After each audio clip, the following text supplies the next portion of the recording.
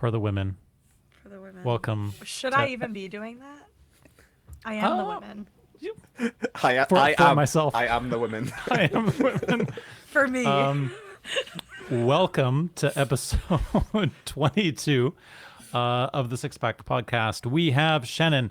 We have Elthanrial. We have Kenneth back. Mm-hmm. Welcome. Hi, guys. How are we doing? We're feeling good? Yep. Yeah, thank you. Excellent. Excellent. Shannon. I think so. Mm-hmm. You think so? Yeah. Let's see if we can get a little more gumption. Today was behind. my 5th day in a row at work, and it was an opening shift, and I got no sleep. And I dropped my breakfast and cried. Ooh. It's been a day. But you have a plaque to show. Hold on. For anyone who remembers this story, because this is a long time coming, I forgot to cover my camera. I keep looking at myself. I apologize. For anyone who remembers the story, I wanted to buy this sign, and they sold out because things happened. And I kept going back, and they kept not having it. And I decided to go last night. And I was like, well, might as well see what happens. And you're not going to believe who bought the last one. It was me. I finally got I run on coffee and the Eagles. That's I'm beautiful. mad at the Eagles. I am mad at them. But you know what?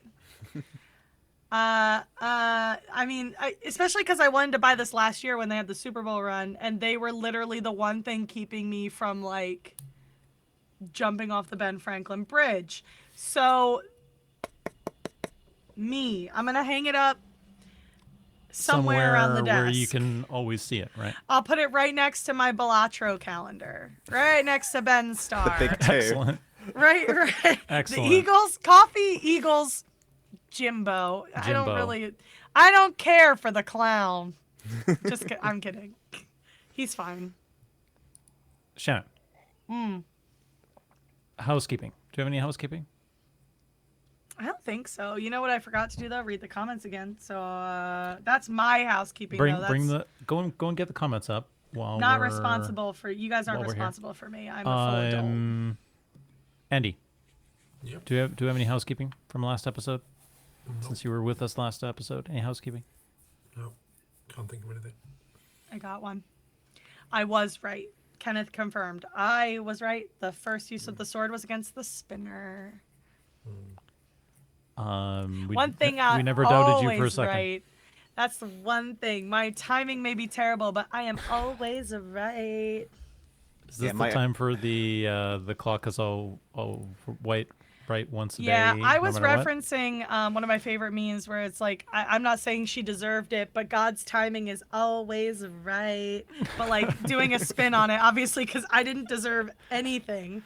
I didn't do anything. I just made a guess and was right once again. Yeah, I guess my only housekeeping is that Doc forced me to do a new project. He was like, Kenneth, if you don't, I will find you and I will ensnare you.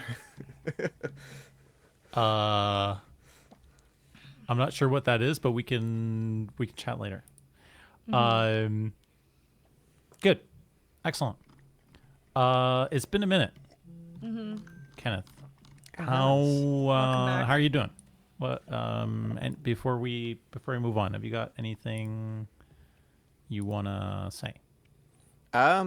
Just thank you very much for having me back on the podcast. I was on episode 3, so it's been a while. We're on episode 20.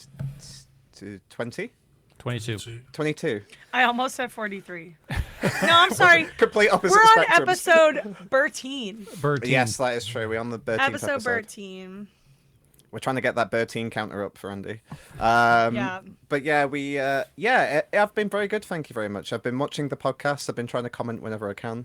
Usually I've been mainly around the comments just for fact checking when guys have been like, did this happen? I'm like, yes, it did. Yes, it did. But yeah, at this moment, at this time, yes. So yeah, I've been very good. Thank you very much. And then Excellent. Again, pleasure to be back on again. Thank you very much. Good to see you. All right. Last episode review. I didn't bring Shannon, the most important. have you say you've looked at the Oh yeah. at the Yeah. comments? I've got some comments here. Obviously the most important, beautiful one is I'm gonna say that was right. Let's see. We had like obviously the discussion of like Archie, because we had a whole discussion. Everyone had a whole discussion about what to do about Archie. Let's see. Jazzy talked a little bit about how I talked about magic in this world and like, how much magic is like around. Yes, I How did. much we're using. I did ask the question in spoiler chat, and there was some good comments there about from a variety of different people about what they thought about things. So,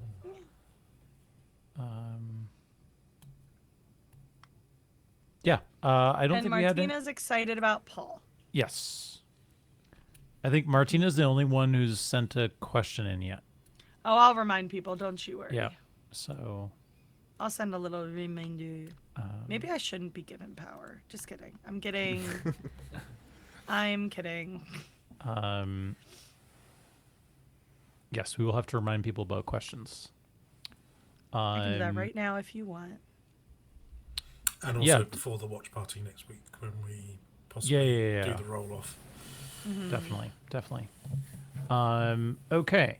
Then let's zip on to newsy news. News. I'm gonna bring up the December calendar here because I am told by I'm told by Holly that we can show this because the Patreon posts are public. Yes. So let's have a quick boo. Oof, that's a lot of merch. Shipping labels. I want to zoom in and see if I find. Just kidding. I'm just kidding. I'm not going to try and find mine. Try and find yours. Or am I? Or am I? All right, let's have a quick boo at the schedule. So I don't know if this was fully out yet. That the Christmas special, it was hinted. The Christmas special will be on the 23rd. So not fully announced, but and we got some Draconim stuff coming, which is quite cool. Anything in particular you guys looking forward to? The next DMs for me. Yeah, the first one was good. Yeah. I like the first one. Yeah, I think I'm most looking forward to the Christmas special just because it's from what I like how the cast said in the recent. I think it was in the recent cantrip. It's like we can't talk about the Christmas episode. Let's talk about the Christmas episode. But we've had little teasers about what it is. It won't be the quiz and like cocktail thing it was last year. It is going to be like a actual D&D inspired thing. A Christmas one shot. I think based on the BTS, AMA, and because Alex wasn't on the cantrip, right? No, he was no. not. He We wasn't know born. that Alex is DMing, or at least we think he's DMing, and that he has asked Mark for some minis. So could be wild. Could be. It'll be really interesting to see how that plays out. I'm just excited to see Harry as a player because he did the altars thing when Alex was DMing, but he hasn't actually done D&D before, so it'd be interesting to see. It'd be interesting to see if he doesn't pick a sorcerer. He's definitely not going to go Artificer, is he? Imagine if he does. It's just to prove everyone wrong. Artificer. Yeah, or Alex says it's got to be artificers only. I mean, that kind of fits the Christmas theme if they're all elves. If they're all elves, Yeah. That would. You're right, Andy. Merry Little Elves. What did you like most about the first DM Us, Andy? Can you remember? You put me on the spot now.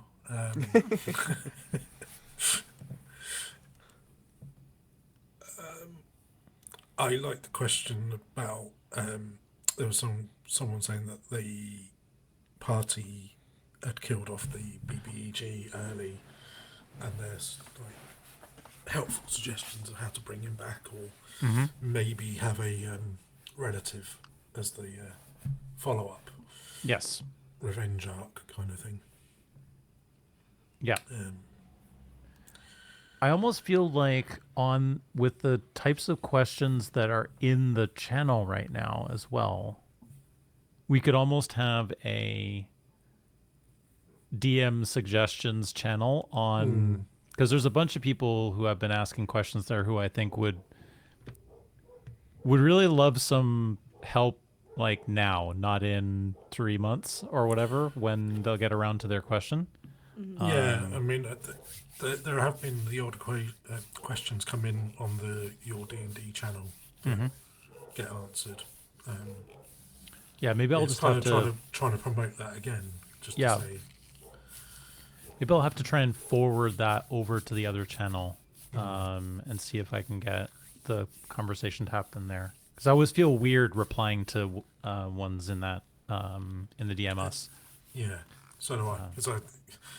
And you see some other people that replied, and you kind of think, well, no, the point was to get Aoife and Harry to respond rather than have everyone else. Yeah, exactly.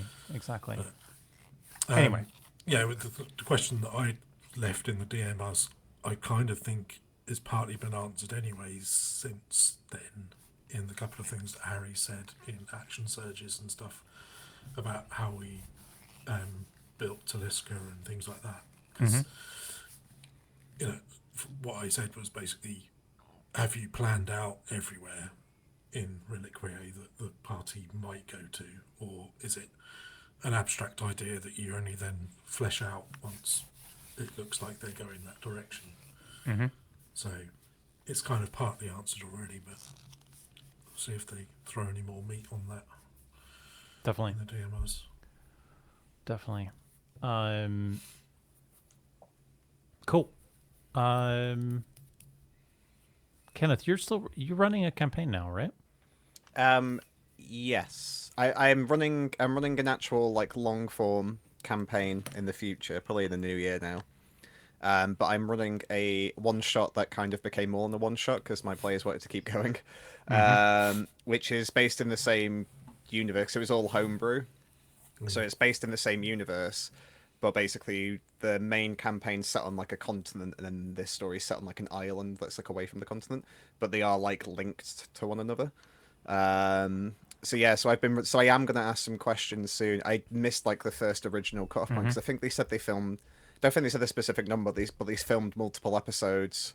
Yeah. At MCM for like the first batch of like DMOs. So when they ask for like the second call of questions, I'll definitely put one out there. But yeah, cool. I've dipped my toe in the DM pool, and it's terrifying. It's not as terrifying as you think. Had you done it when you had come on last, or no? Ooh, that is a great question. I think I maybe might have done one session at that point. Okay. But yeah, it was still like kind of like early days. I'm like 5 sessions in now, so I'm still fairly like a newbie as things go to it. But like they basically finished the one, because the one shot was split into 3 parts.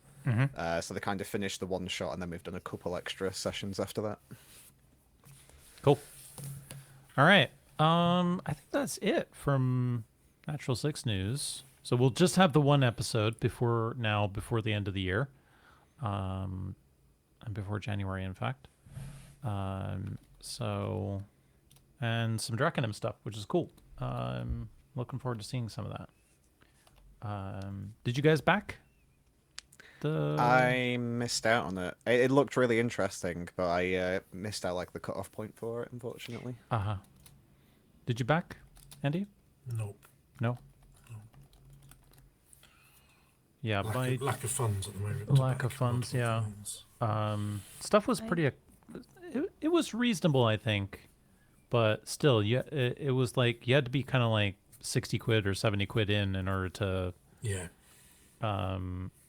get kind of everything you needed. So my daughter wanted the solo stuff because there's a solo campaign kind of side of it. So I got that. So we'll see how it goes. She wanted to try it out. So I know they made the stuff available to purchase through BackerKit, which is how I have the link in Firefox, which I don't have open right now, but somebody shared it and I was really excited because it got away from me because I had a lot going on, I think, around when that it time. was happening. Yeah. Yep.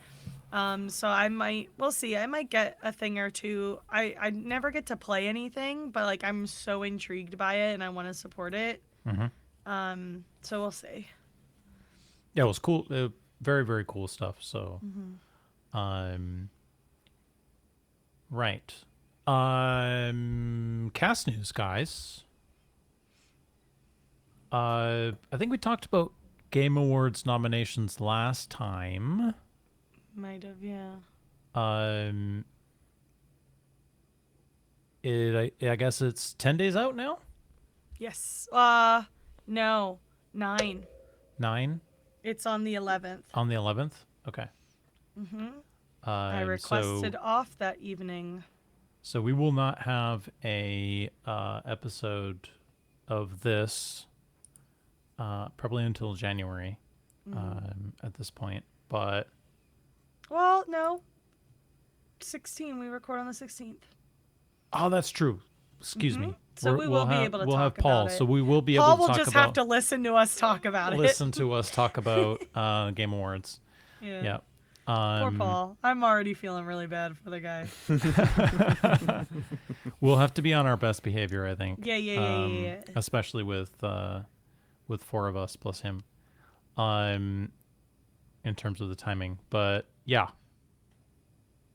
We should be good. Golden Joysticks, though, had not aired before the last episode. I guess a couple days later was when we had the Golden Joysticks. Yeah, it was a Thursday, yeah. So the crew won some stuff. Oh, yeah. Ben won some stuff. Expedition 33 won a lot of stuff. I can bring up here, actually, the whole listy-poo.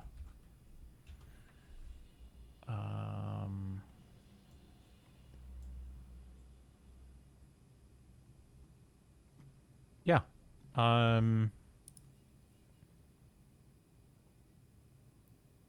don't know that there were any big surprises for me.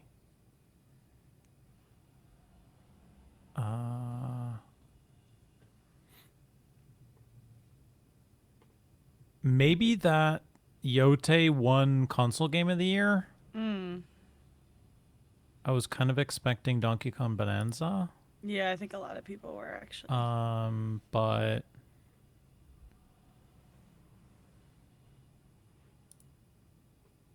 yeah, it was interesting because I think Donkey Kong Bonanza won like the Critics' Choice Award as well. So I find it interesting that they. Yes. Yeah, I thought that was probably going to win the console one as well. Mm-hmm.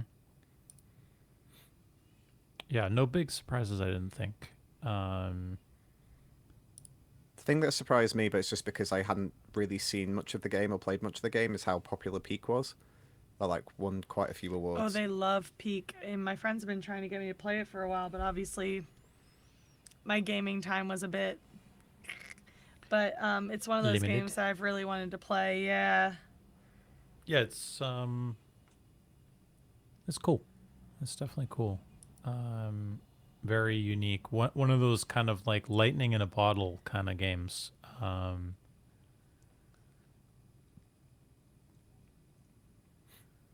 Yeah, I don't think there's probably not much else to say on the joysticks. Apart from thank you, Maggie, you did a great job. Yes. Despite all the issues. Oh, Yeah. despite the like most Got the top- diabolical audio. The sound was awful. and Even the Holly was teleprompter like, died at one point. Holly had me crying because she was like, amateur hour over here. No, it was bad. And then like, what's worse was they would fix it, and then it would break immediately afterwards again. And it's like, okay. Oh, for the like when they were There were showing several trailers issues. and stuff. Yeah, there were several issues. There was the fact that you couldn't hear the speaker over everyone talking, even for the stream, which should, for at least the, like I was even saying this, but I mean this is generally true. You should always be able to hear the speech above the crowd in the streams, and if you hear the crowd almost at the same level as the speaker, then yeah, whoever's doing that is not doing it correctly. But then they also, anytime there was a pre-recorded video, they couldn't consistently have the audio piping in, so we couldn't hear a good half of like what these special videos that they were showing were saying. Yep. And like a couple of them were like really cool too, so it was just kind of like they did a whole thing on the Expanse, and you could barely hear them, so we just talked the whole time. We just talked about the Expanse, like in general, because we couldn't even hear what they were saying. So it's like just kind of a bummer that like, first of all, you couldn't hear speakers speaking, but you couldn't even hear these special video presentations because somebody couldn't, either like they were just having that much trouble, or somebody just wasn't doing the thing. Yeah. It was definitely rough. But yeah, Maggie did a good job. Ben won some stuff. Do we think he will win? I mean, there's only the one category, right, at the Game Awards. So Don't get me started. Yeah. I'm of two minds. Okay. what, you think Troy Baker? No. So here's the thing, and I've talked about this a couple times. The thing is, and my one friend said this is what I think kind of some of the sentiment is. He wants Ben to win because he wants to know what Ben would say if he was given the biggest stage in gaming. That would be fun. Because that would be fun, because he has a lot to say and he's not particularly shy about saying it.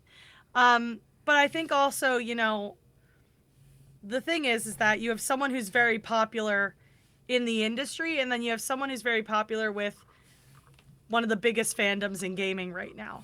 So Ben, I think a lot of people felt he should have at least been nominated last time around. So you also have people who might think like, I'm going to vote for Ben. They're both really good in Expedition 33. I'm watching my friends play it, and man, oh man, like I forgot how good they both are. And the one thing is, like I said, if there was a supporting category, that's where I would put Ben, even though he does have put in a lot of work into that game. Like, it's not like he is there technically less of the time, but I'm trying to say without spoilers, the emotional weight that his character has to carry, and thus his performance has to carry, is like pretty big. So it's not an insignificant role either. Like one narrative change and he would have been a co-lead, you know what I mean? So it's like, it's tough, because if it was just lead performance, it's going to Jennifer, hands down. But they're up against each other, and they're up against Charlie Cox, whom people loved and put most of the credit on him, and bless him for actually coming out and saying that the credit belongs to Maxence, who did all the motion capture and played Esquier. Because like, Maxence deserves so much more love and attention than he's gotten from the industry as a whole, because he did the mocap for several characters. Yep. Include Verso and Gustav and like several others. So it's just like, shout out to Charlie, because most people are acting like he's like the only performer in the game because he's the only one they know, which is like, Andy Serkis is in the game. What's wrong with you? That's Gollum. But it's tough. I do think it's between Ben and Jennifer, if I had to pick two. The question is, what's going to win out? You know what I mean? They're both beloved for very different reasons. And their performances are both really good. And I don't know if you guys saw the video, but without spoilers, they asked Ben and Jennifer to make the choice. And Jennifer gave her answer. Very fair, very great, perfectly acceptable answer. Ben's answer was, "Oh, this one because my performance is great Oh, in yeah, that one." I saw that. Yeah. I was like, That was really I good. mean, he's right. He's completely right, by the way. Because if you do the one choice, his performance is, I mean, that knocks him up higher, in my opinion, and where I think he and Jennifer go. Because, like, that ending took me out. I was a mess for that one because of how it played out. But yeah, so hard to say. I think it is it's more a toss-up than I think other ones have been. So I guess we'll see. We'll see I mean, what wins out. we will not be able to predict the future, I don't think. On No, this and one. also, like, my other big beef with the Game Awards is that they say that we have a voice, but our voice is only 10% of the vote. So Jeff Keighley could just pick a winner. Like, he could just throw a stone or throw a dart at a board and pick which one he wants to mean, win. This year, though, it could be the difference It could be a huge difference. in terms of swinging it. So Yeah, so we'll see. yeah. I'm rooting for you, Ben, but I also love Jennifer. I'm sorry. I don't think Ben has any chance, but No. It's hard to say because, like I said, he's really well liked, even if, like, she's well liked particularly by one fandom as well as, like, in general, but he's just well liked. He's been in, like, so many of the big games, so it's so hard to it's really hard to say. I don't think we'll get a golden joystick style percentages. No, that was kind really of good, cool. though. I Yeah. liked seeing that. I mean, sometimes it was like, yikes. But it also goes to show how much the vote can be split. Because there was the one when they were counting down for the game of the year, and you saw how small the percentage, how how small. close it was, and Yeah, like I mean, how then you the get vote to could be split. Expedition so- 33, which yeah. was like a third or whatever of the, Yeah, of the so total. like some of Yeah. them were like a lot closer, and it's like that's kind of cool to figure out, like, well, how close were the ones that you don't see on the board, Yep. because like some of them really split the vote, some of them really did. 100%. 100%. Yeah, it's cool. I have a Jeff bad will never feeling let it's- us see the vote. No, I have a don't. bad feeling as well because it's like done by a panel. I could see Troy Yeah. winning it because Yeah, they could give it because to it's like Troy. Indiana Jones is like the Hollywood like big franchise thing and stuff, and Yeah, I mean, it is a panel, but it's a panel of games journalists, right? So Yeah. I doubt that they would do that, Kenneth. But I don't think they're stranger, gonna. I mean, stranger things have happened, right? Because I think, was Holly the one who we talked about that with, where she said, like, it's a bit different because it's like doing an imitation of someone who's already done something versus, was that Holly who said that? I forget who it was. We had a whole conversation about it. yeah. Yeah. And somebody was like, you have people who are like, yeah, it's great work for an imitation. It's great work for doing something that already exists versus people who have had to create characters all on their own. So like, if they had nominated his guy from Death Stranding, we'd be having a different conversation. Well, But they picked the role from last year where he's just doing a Harrison Ford impression. And I love Troy Baker. I love him as a performer, and I love Indiana Jones, and I'm very excited to play the game now that I have time. But like, I don't, as much as I love the property and the character and all that, all I could say is that's a really good Harrison Ford impression. That doesn't make you performer of the year. And so it just means another spot was kind of like, I haven't played Death Stranding, but I would have expected him to be nominated for that. Well, Indiana Jones. especially considering Keighley loves Kojima, so Yeah, like, so strange. Anyway. Thing is, everybody thinks it's the Jeff Keighley show, but the reality is, like, Jeff has no influence on how the things are picked anyway. It's the media panel, right? But it's fun to joke about. Yeah. So we shall see. All right. Are we unanimous in the fact that Expedition 33 will probably win Game of the Year? yeah, I think so.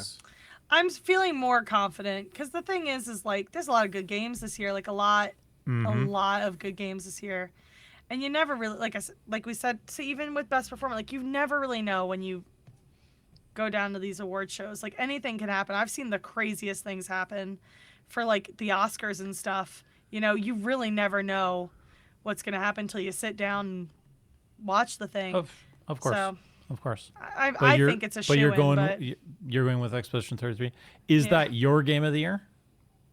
Well, I haven't played many games, but Same. given it's like I'll make a more informed decision when I start playing more of the games that came out this year. Mm-hmm. But I don't think I can understate or even either state at all how important this game was to me this year. And so, which is why it pains me to say, like, I expect Jennifer to win, because it was mostly a lot of the interactions with Verso that got me through some of the tougher shit. Sorry for cursing, but it's like, it is what it is. That's what it was. That's how I would describe the year. There's no better word for it than that. But, yeah, for me, like, no game has captured my, like, no game made me want to play it immediately like that did. Like, from the second that trailer came out, Ben's voice notwithstanding, I was interested in that game. And so for it to then be the thing that was basically centered my emotional stability on, yeah, I'm giving it to Claire Obscure. That's my game of the year as it stands right now. Andy? I've not played it as much as I've played The Altars, but I still think it's better than The Altars. Mm-hmm. Damn. Kenneth? So the only two like modern games I've played this year is I played a lot of old stuff. I played Hades 2 and I've played Expedition 33. Hades 2 is a wonderful game, but like in terms of everything it gives you, I think Claire Obscure was my game of the year. I think if Hades 2 came out in a different year, I think it would be really good and probably be top spot, but I think just this year's been pretty tough for like big games. Yep. I agree. I would, and maybe this will be another one of these things that happens next year. I think Dispatch is a really bloody good game as well. And I think it came out too late to meet the cutoff, right, for Game Awards. So maybe it'll be a bit like Indiana Jones and get kind of caught up in next year's stuff. But yeah, Next year's rough though. It's like Resident Evil, 007. Oh god, there's quite a few other good games coming up next year as well. So yeah, I mean, it's gonna be another tight one, I think. Yeah. It's certainly possible. Certainly possible. I think there's also a likelihood that some of those games are just not that great too, right? Like I think if you started this year and gone, oh yeah, this random game called Blueprints will be like on everybody's list. I don't think anybody was going Dispatch or even was Yote even announced last year? I think it was. Maybe it was. I think it was like late last year, like maybe Game Awards late.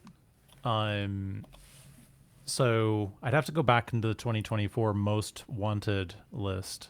But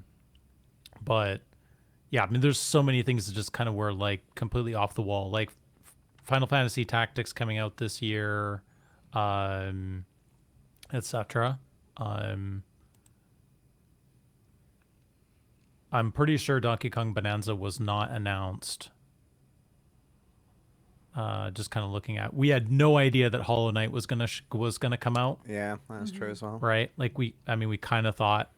We definitely Every year we say it, but you never know if Yeah, it's I actually mean, gonna happen. Oblivion remaster was not on anybody's radar, right? Just looking at the stuff that's up right now. Certainly nobody predicted Peak. Yeah, no. Right? And I think we all hoped that Expedition 33 would be good, but that it was going to be this good? Yeah. I mean, I'll be honest, the main reason I bought it was because of Shan. Like, I saw the trailers for it and thought, like, oh, that looks like a really interesting game, I'll get it at some point. And then I watched Shan's stream and I was like, okay, I'm buying this game. Like, It's a great Yeah. game. and all I saw was combat. It was like end game combat, wasn't it, Shad? It wasn't like any Yeah, it story probably stuff. And I was like, was. okay, Love this. Yeah, right. it probably was. Yep. I mean, on the golden joysticks, like Silent Hill F isn't even on here at all. That was lots of people's like, Yeah. hey, it's going to be fantastic. And don't be me wrong, it's a good game, but it's not anywhere on this list, right? Yeah. For winning anything. So yeah. Here's hoping there'll be some surprises next year. For the record, I do think that Expedition 33 will win a ton of stuff here in 9 days. I have some beef with some stuff, but like, I mean, we've talked about that too. Like, does it qualify as an indie game anymore if it can outsource and all that jazz? And this stuff, Yeah. I don't think is worth it's paying just too much something attention well, to. Yeah, it's just something I think about because my friend is. I've said, well, obviously not just Mr. Harry here, but like I have another friend who's on an indie team and it is like less than 10 people. And for him, it's really frustrating to see other really small teams like they're inevitably lose to a team that had like quite a bit of money and resources and have support. like 300 people working on the game. Yeah, so it's like, that's why I think about it. It's literally because I have somebody who like personally is frustrated with it from his own actual perspective, and it's like it's hard to argue with him about it. It's like, yeah, no, you have a point. It's not a I think the only way to really do it is to be talking about budget, right? To do it fairly is to be talking about budget. Yeah. And even then it's like, well, how do you quantify the budget, and do you talk about this, do you talk about that? So yeah. it's a tricky Yeah. it's a much longer conversation that we do not have time for now. Yeah, because I know Golden Joystick split it into like self-published and et cetera, which is one way to do it. Yep. So Grand Theft Auto 6 next year will be self-published. So, it's kind of silly, right? yeah. Right. And is it going to be next year? Could be delayed again. At this point, Andy, your guess is as good as mine. You probably got as much chance of winning the lottery as you do picking the release date for that game. Yeah. Cool. All right. I think we can go back to our regular stuff and doing lately. Kenneth, you want to go first? Sure, yeah. So the first thing I've been doing lately, well, technically we had the London Comic Con since I was last on, so I've done that. That was a lovely time. You guys have already gone through it, so I won't rehash it too much. But I got to hand out the T-shirts to everybody, which was lovely, and got all my merch, so I didn't have to worry about the merch drop, which was good because it seemed to sell out again very quickly. Relatively, apart from the gremlins. But yeah, so I decided to go to Birmingham Comic Con because I still had a T-shirt for Mark of Crofted Complains fame. So I drove. Guy. Yeah, the minis guy. So I drove down to Birmingham on Sunday. Just went for the one day, and yeah, basically did in 4 hours as much stuff as I could do as possible. So I went to see Specs and Satinberries and got the print from Specs. She's done like a print of like the gang at a campfire. I got a sticker sheet of Satinberries because I got my charms last time and didn't get the sticker sheet because it had sold out. And then went to Mark and got some lovely minis, and I've actually got them here. So I bought 5 because there was like an offer on buying 5. They might not come up on camera too well, but I've got a Blighted Wolf. One of them. I have Lilith, which is the one I'm most excited to try and paint. Ooh, yeah. I also didn't realize Lilith has a tail. I mean, of course she does because she's a tiefling, Right. but I didn't remember it coming up as well on camera. So I'm Yeah. very excited about that one. I've got a U because obviously you have to. And then I've got 2 left, which I have to show one of them first before showing the last one.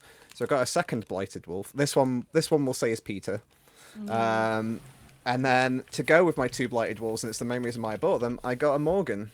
Oh, Morgan. So I wanted to have Morgan flanked by 2 blighted wolves, just like the good old days. The good old days. And then Mark also very generously gifted me one of his little baby kobolds as well. Aww. He refused to not have me. He generously offered it to me. I said, Mark, I can't take free stuff off you. You need to charge people for things. Came back later and he's like, no, you're taking it. I was like, okay, fine. If we must. And then the other main thing was I went to I got a Expedition 33 print. I got one especially for it, which had like nice gold foil on, and I went to go get it signed by Jen and Shella, who are Mael and CL. And yeah, the queues weren't too bad. For Jen's queue is obviously larger, but because it was the Sunday, it wasn't too busy. And then when I got to Jen, she immediately noticed my Natural 6 merch. I was wearing a Natural 6 jacket, a t-shirt, and I had the Natural 6 tote bag, and she was like, Natural 6? I was like, how? Yes. I mean, obviously she knows because she's around Ben quite a lot, but I was like, how? And yeah, got to have like a little conversation with Jen, which was lovely. I told her basically she's the only reason I finished Elden Ring, because I used her summon Latiena all the time, which is the lady who can't walk but has a bow. So I just used to plant her in the corner of the room and then fight as like Latiena was sniping them with arrows. So I said, Jen, you're the only reason I finished Elden Ring. And she's like, oh, she didn't have any prints of Latiena because I tried to get a custom one done. But I was like, I'd love to have like a Latiena with Lobo and get her to sign it.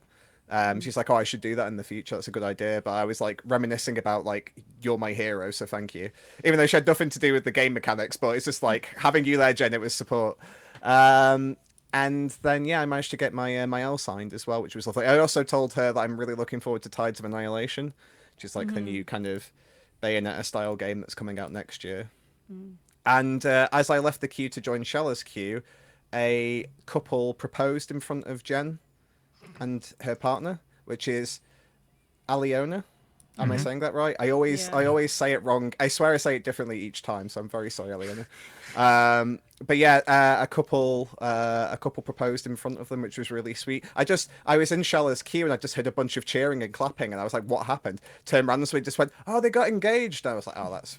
I mean, if you were going to have like a queer engagement, what better than the queer princesses of video games to like do it in front of? I feel like it's like a very beautiful thing. And then Shella was lovely as well. I was gonna just get an autograph off her, and then because she had to pay extra for quotes, and then she was like, "Oh, do you want a quote?" And I was like, "Oh, well, I didn't pay for one." I was like, "I'm happy with just a signature." She's like, "Oh, I'll do a quote." And I looked at the person that was doing the money. He's like, "Well, she's the boss, so whatever she says goes." So I managed to get my 2 signatures. I went with a friend of mine as well, which was lovely. So there's a friend of mine that I've been playing video games with for 13 years now. We both knew each other from like another community, and that's the first time I ever met him face to face. So that was like a nice little cherry on the top as well. So that was Birmingham Comic Con, and then recently I've started to replay Greedfall, which is a game I would highly suggest people play because I think you can buy it for like £8 at the minute. Like traditional kind of RPG, kind of very Dragon Age-y vibe. It's by the development team Spider. The combat, well, at least the combat of the version that I do is very Assassin's Creed coded, which is just parry all the time and counterattack.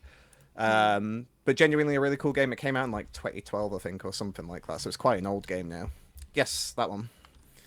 So I've been replaying through that recently. And I didn't know that Bard also loves that game and Holly loves that game as well, because I was in the watch party for the golden joysticks and was talking about playing Greedfall, and then Bard and Holly were like, "Oh yeah, we love that game too." $2.99, man. It's $3.49 USD. I was about to say, I don't know if you guys saw my face. I went like this because it was $3.49. Yeah, It's I mean, $5.24 for the gold edition. Yeah, $5.99. Yeah. Yeah, for $2.99 it's a bargain. I mean, I originally got it on PlayStation Plus, like on my PS4. So that's the reason I played it. Because I was like, "Oh, I've got this game for free. It seems fun." And then I repurchased it on Steam then, so that's what I've been like playing it through recently. How many hours have I got in Greedfall? Let's go. Done. I'm I just pretty sure bought finished it. I bought Oh, the no. gold edition because it's I'm only adding- $1.50 more. I'm adding to your pile of games, Shan. If I'm I sorry. hate it, I'm gonna just kidding. I probably won't hate it. Well- it might just be a learning curve for me personally, but I don't really hate games. It's not too bad. If you're a magic caster, you can just spam magic. There's like a Dexy character that can shoot flintlock pistols and has traps. Ooh. That's kind of more parry based, and then you can Yeah. just be a person that swings a big sword. Yeah. There's like 3 classes. Shan got- has added 2 things to their library. Greedful. I'm looking at my library right now. Wow. I last played it in September 2019. I've got 50 some hours in it, and yeah, I've done most of. Looks like I finished it. See, I think it would be fun one day for me to finally buy Final Fantasy VIII and just randomly start streaming that in the server. Oh, I do have it. Okay, good. I thought I bought it on my Switch. I think that would be a fun one to play on the server. I would See what 100% happens. watch you play Final Fantasy VIII because it is my favorite. So I'm probably gonna It's be my so favourite bad too. at it. I restarted it, and I'm still in the first chapter bit. it's so good. I haven't got far. I can't remember why I bounced off of it. I've been playing 10 again. Not to have to obviously go back. divert the conversation, but like No, it's fine. because I was traveling, I was playing 10 for a little bit. And I was like, man, I love this game, but boy, is it frustrating. I still never finished 10. It's like my guilty confession. I, as a teenager, got up to a certain part of the game and couldn't get past it because I was stuck 'cause it was too difficult, and then I've never beaten never it got back either. to it. So, yeah. But yeah, the main reason I started playing Greedfall again is Greedfall 2's in early access at the minute. But the main character is played by Mr. Harry McIntyre. Well, he plays the male character. All right, so I'm playing a man for the women. Playing a man for the woman. I know. Well, that's the thing. Like I was, because like being Bard were talking, because I've played a woman in the original Greedfall, because I think the women, like the lady face, oh god, that's such a weird sentence for me to say, but the ladies like faces like look nicer. The guy preset faces look a bit dodge. That's always how it is, though. I don't know why, Yeah. but that's always so true. Like I don't know if you guys remember when I was trying to create a Verso alt in Final Fantasy 14. Like Oh, I remember you making saying, a yeah. male character is like a nightmare for the women. So yeah, so I'm for the women in the first Greedfall. And then the second Greedfall, I'll probably play through as Harry's character just so I can hear lovely Harry.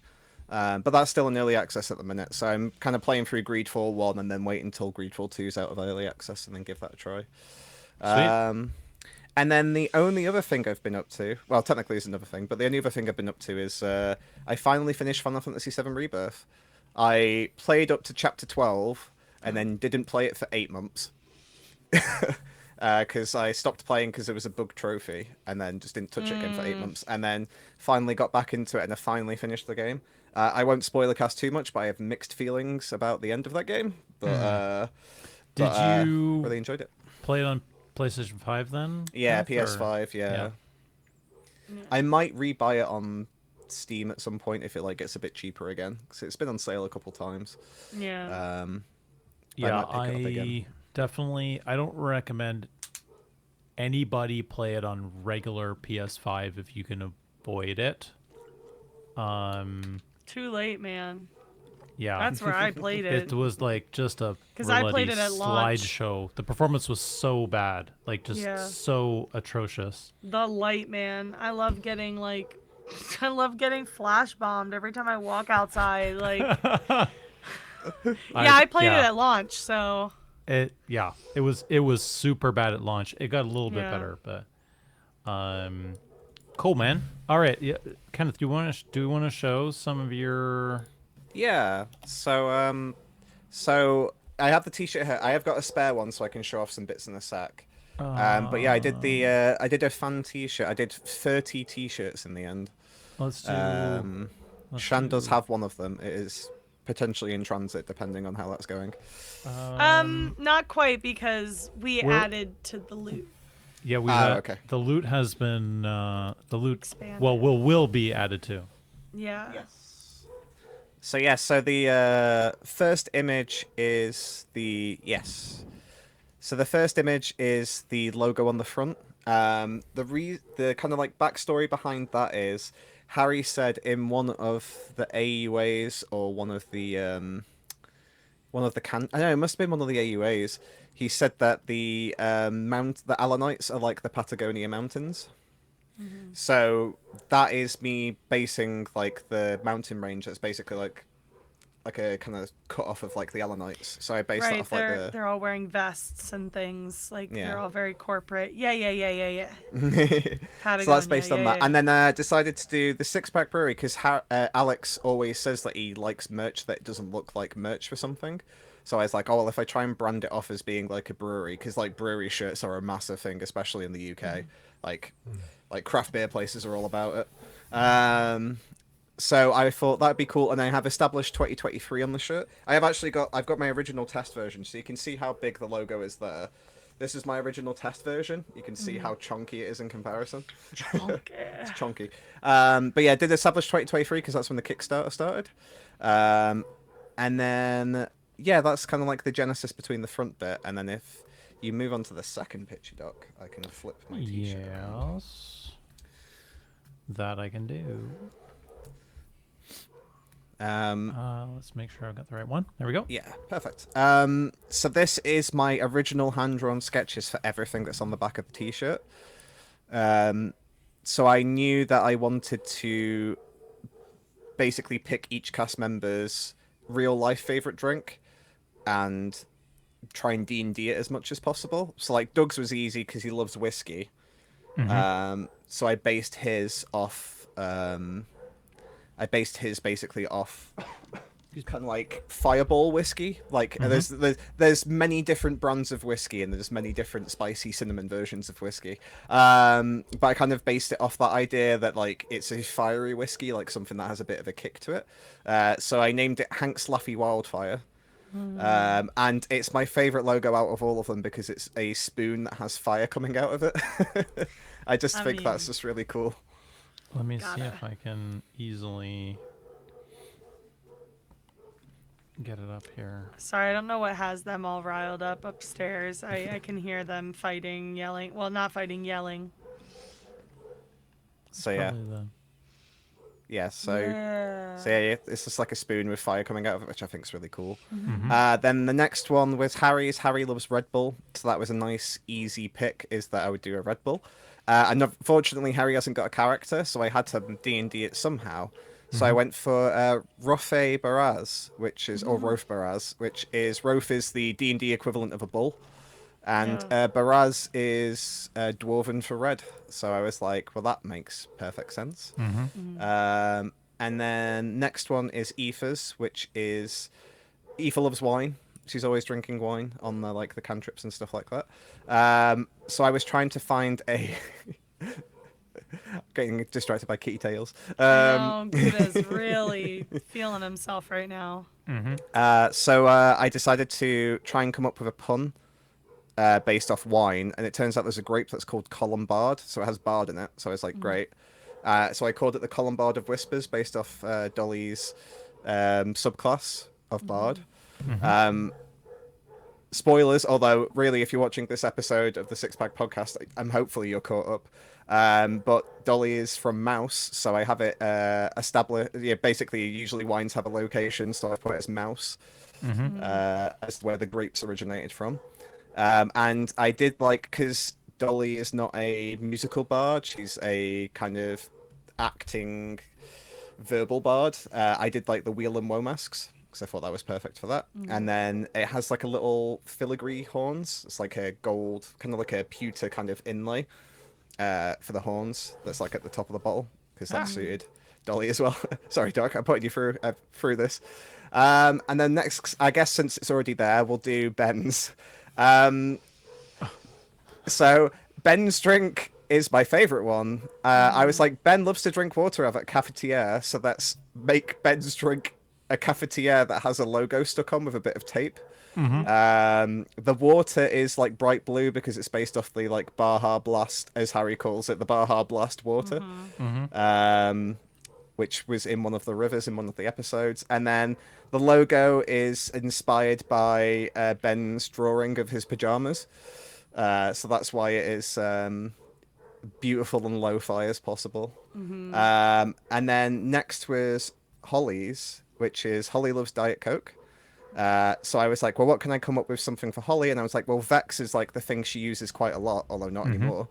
But she used Vex quite a lot, so Vex Cola, and they gave it the tagline, the advantage you need, because it gives you advantage on your next attack. And then the very last one was Alex's, or Eyes, and Alex has recently got into mead, and I was like, the pun of making it me aid was just too easy a target, too lower hanging fruit to not miss out on. So I did that, and basically the top of the logo is like the crosshair, which is Eyes clan's logo, which is like basically the circle with like the X for it. So yeah, so this is just all the original designs I kind of came up with that hand drew before we did like the fancy versions. And that's everything I've been up to. Sweet. Well, we all love the shirts. Kenneth? I know I made Mel cry, which made me feel bad. It was happy tears, but she started crying. I'm just like, it's just a t-shirt. It's okay. To be fair, I always cry when I'm given gifts. That's really... I never That's fair. expect gifts. Cool. Andy? Working, playing D&D and Pathfinder. Actually had a game as a player on Saturday. Not been playing a lot of games. Still need to really crack on and finish the altars. And then get back into Expedition 93, but getting there. One step at a time. Yep. Almost Cool. Almost killed off the players in the Sunday game with my Nat 6 dice rolling 5 criticals. not in a row, but over the course of the session was Has your thing been revealed yet? no. Okay. No, it's still a long way. Secret. Still Keep a it long way from secret. that. Keep it safe. You need to like find a way to record everybody's reactions. Yes. Already. Right. Yeah. Cool. All right. Shannon. So I realized I had like props, but I don't have any of them because I was hurrying to get here. So maybe another time if there's enough popular demand. So basically, I mean, I got my merch that I got myself, so that was exciting. I got the black jacket and the keychain. So I was really, really hyped about that. The jacket's great. I was very like, I posted my pictures and I was like, it looks so good, and I was like, I know. No, because it does look quite good. I'm glad I listened to the impulses. So other than that, I had American Thanksgiving this week, not to be confused with Canadian Thanksgiving, which is a whole month earlier. That's why I keep saying American Thanksgiving. Like I dropped one in the cantrip. I was like, Happy American Thanksgiving, because you don't want people, some people might get mad about that kind of thing. So we usually host for a bunch of various reasons. We were like, maybe not this year. So we went to my brother's in-laws. It was super fun. It's like a whole day event. So I was pretty tired by the end of it, but it was a good time. We had bingo. And you win prizes. I did not win, but my mom, you could steal prize. I did eventually win. It took like the whole night, but you can steal prizes, and my mom stole the Lego set I wanted from the guy who got it. So I got these little like hand-holding planters guys, happy plants I think they're called. My friend had them, and so I saw them on the table and I wanted them. But I haven't built them yet. That'll be I have another desk my sister has gifted me that she didn't want to take. So I think I'm going to make that a Lego table so I can put it right here and do Legos while I do other stuff. But we'll see. That's another day project, not tonight. But we did coloring, food, obviously, amazing food, all kinds of stuff. We had the traditional turkey. We also had ham. Potatoes galore. There's always like standard American like stuff you expect at a Thanksgiving: turkey, rolls, potatoes, um, stuffing. I'm trying to remember all the stuff. Sometimes there's sweet potatoes. So like there's usually stuff you expect to see, like a casserole. Was there a green bean casserole? Not green bean. There's a broccoli. I think it was I think it's technically considered a casserole, but there was a broccoli dish that was like really good. I don't know who made it or what was in it, but I had seconds. It was that tasty. There was like there was cornbread, because there's always something with corn. Like my dad used to make corn pudding. Loved making corn pudding, but like I love a cornbread, so it was fine. All kinds of goodies. I have a picture of my plate somewhere in food if anyone's interested. But I had a whole plate, and then dessert, pies. Thanksgiving desserts are pies. They actually had all kinds of stuff, but I was so full, so I didn't have a ton of dessert, but I did have like a really good apple pie. Apple pie is probably my favorite pie. So that was really nice. And some cookies. I definitely had something else, but I can't recall exactly what it was. Oh, and there was like a cranberry sauce is another one. That's Christmas and Thanksgiving. There was like a cranberry cake. That was pretty good that my mom brought. So that was fun. And the one thing we did was they build gingerbread houses. They're not actually made of gingerbread. They're little cardboard put together houses, and everybody decorated some. And I painted this beautiful brick house. And of course I did not. This is one of the props I forgot. There's pictures of it in your art, I think. I painted this beautiful brick house. Everyone was so loved my brick house. It's a green roof. There's a tree in the window. There's like, I put some animals on it. And the animals, coincidentally, that I put on were like a fox and an owl. I just like owls and I like foxes. But I was like, haha, that's almost like Hank and you. And so I painted a little web symbol on the side too, to be a little cheeky. And I'm really sad that I left it upstairs. It's up on, it's either on the dining room or the kitchen table. But I did that. That was fun. I had a good time doing that. It was exhausting because I was around people all day. And they're like the most generous family. My brother's-in-law's family, they're incredibly generous people, incredibly kind. When I joked that like my autistic self, I didn't say it that way, was running out of social battery because it was just people and talking all day. I joked about taking my Switch out, and like half of them were like, do it.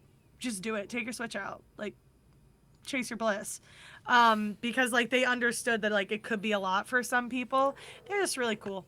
They're a really cool family. So I'm really glad we finally got to see their Thanksgiving. It was a long day though. We were there for like 9 hours, but it was super fun. What else? I went to a wedding. My friend, my artist friend who I met at a convention like last May, that we had a whirlwind friendship. I helped her at her booth at New York Comic Con last year. If you went to New York Comic Con, you went to Etherix's booth. She has Final Fantasy XIV art. That's the characters in front of stained glass windows. That's my girl. I went to her wedding. Super fun. So much fun. I ended up hanging out in the bridal suite the whole day. I was told till 2:00, and then one of the people who helped at New York Comic Con was like, Can she stay the whole time? She can just get ready with us? And she was like, yeah. I was like, you told me 2:00. And she's like, nah, changed my mind. So like, it was super fun. They had all video game jazz music all night. So that was really silly. Until like the real dancing started. But it was a beautiful wedding. And for like people I've only known for a year and a half, like, it was really nice. And I only knew them and the one person from the convention. So like I made a lot of new friends, and had a really good time. Food was great. The waiter brought me a Philly cheesesteak egg roll, and I was like, You don't know what you've done. The waiter was fun. That particular waiter was very funny, very friendly. And at one point, somebody was singing because they had a particular song because they knew someone would have that reaction. And we made a circle around this person and like did our flashlights on our phone. And I happened to see the waiter at the ice cream table, and he also had the flashlight up. Great time, great people. I did some shopping there while I was in Connecticut at a place called Bristol Bazaar, which is kind of what it sounds like. A bunch of artists and craftsmen and artisans sell their stuff at this, like, they get a little space. And I got a ton of cool nerd stuff, and I'm like so bummed that I forgot to bring it downstairs. My favorite thing I got was I posted pictures of it, I think, in our chat, but there's like a 3D wood carving / burned wood, and it's Lord of the Rings, and it's the one scene that like I always think about when they're in front of those doors and they're trying to figure out how to open it, and it says in Elvish, "Speak, friend, and enter." And so it's Gandalf in front of this door, which is like not painted, but like burned with like one of those really, like, the detail is insane because they wrote these tiny little Elvish characters with this torch. And so it's like burned into it. It's got trees, and then it says "Speak, friend, and enter" at the top. And it was only $30. And I was like, that's incredible. And they had Hobbit doors.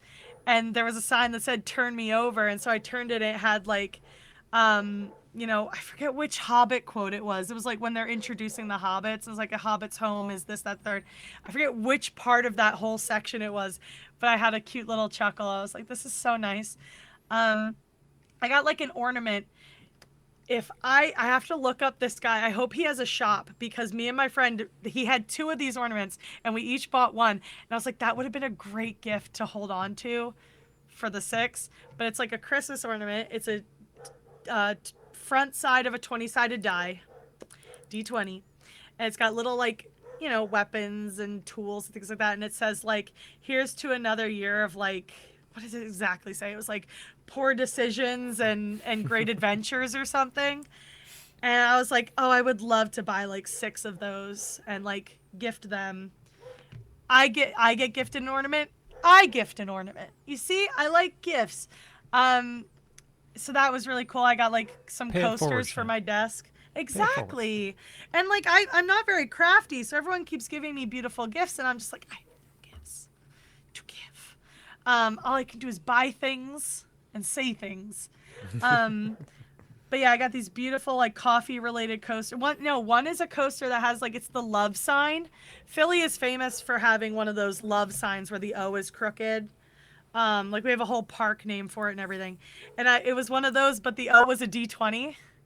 So it's I got a coffee one. So they're both going to be at my desk at some point. Cool, like acrylic stuff. Beautiful, like an ornament that's resin and looks like waves crashing onto a beach, and it's shaped like Pennsylvania, which is where I'm from. Oh yeah, so that was cool. Yeah, I've got like a lot of really cool trinkets and gifts. I got like a beautiful hand-painted champagne, or a hand-painted wine glass with a cardinal on it. My mom loves cardinals and like the symbolism. I got that for like my mom. So I got some really beautiful stuff. I'd love to go back there. I took cards from places that I would love to order from too. There's somebody who makes these ceramic, like they paint ceramic things, and one of them was like footballs for the different football teams. They had an Eagles one on display, but I was so afraid to buy it and travel with it. So like I'm gonna email them and see about ordering one maybe for my brother.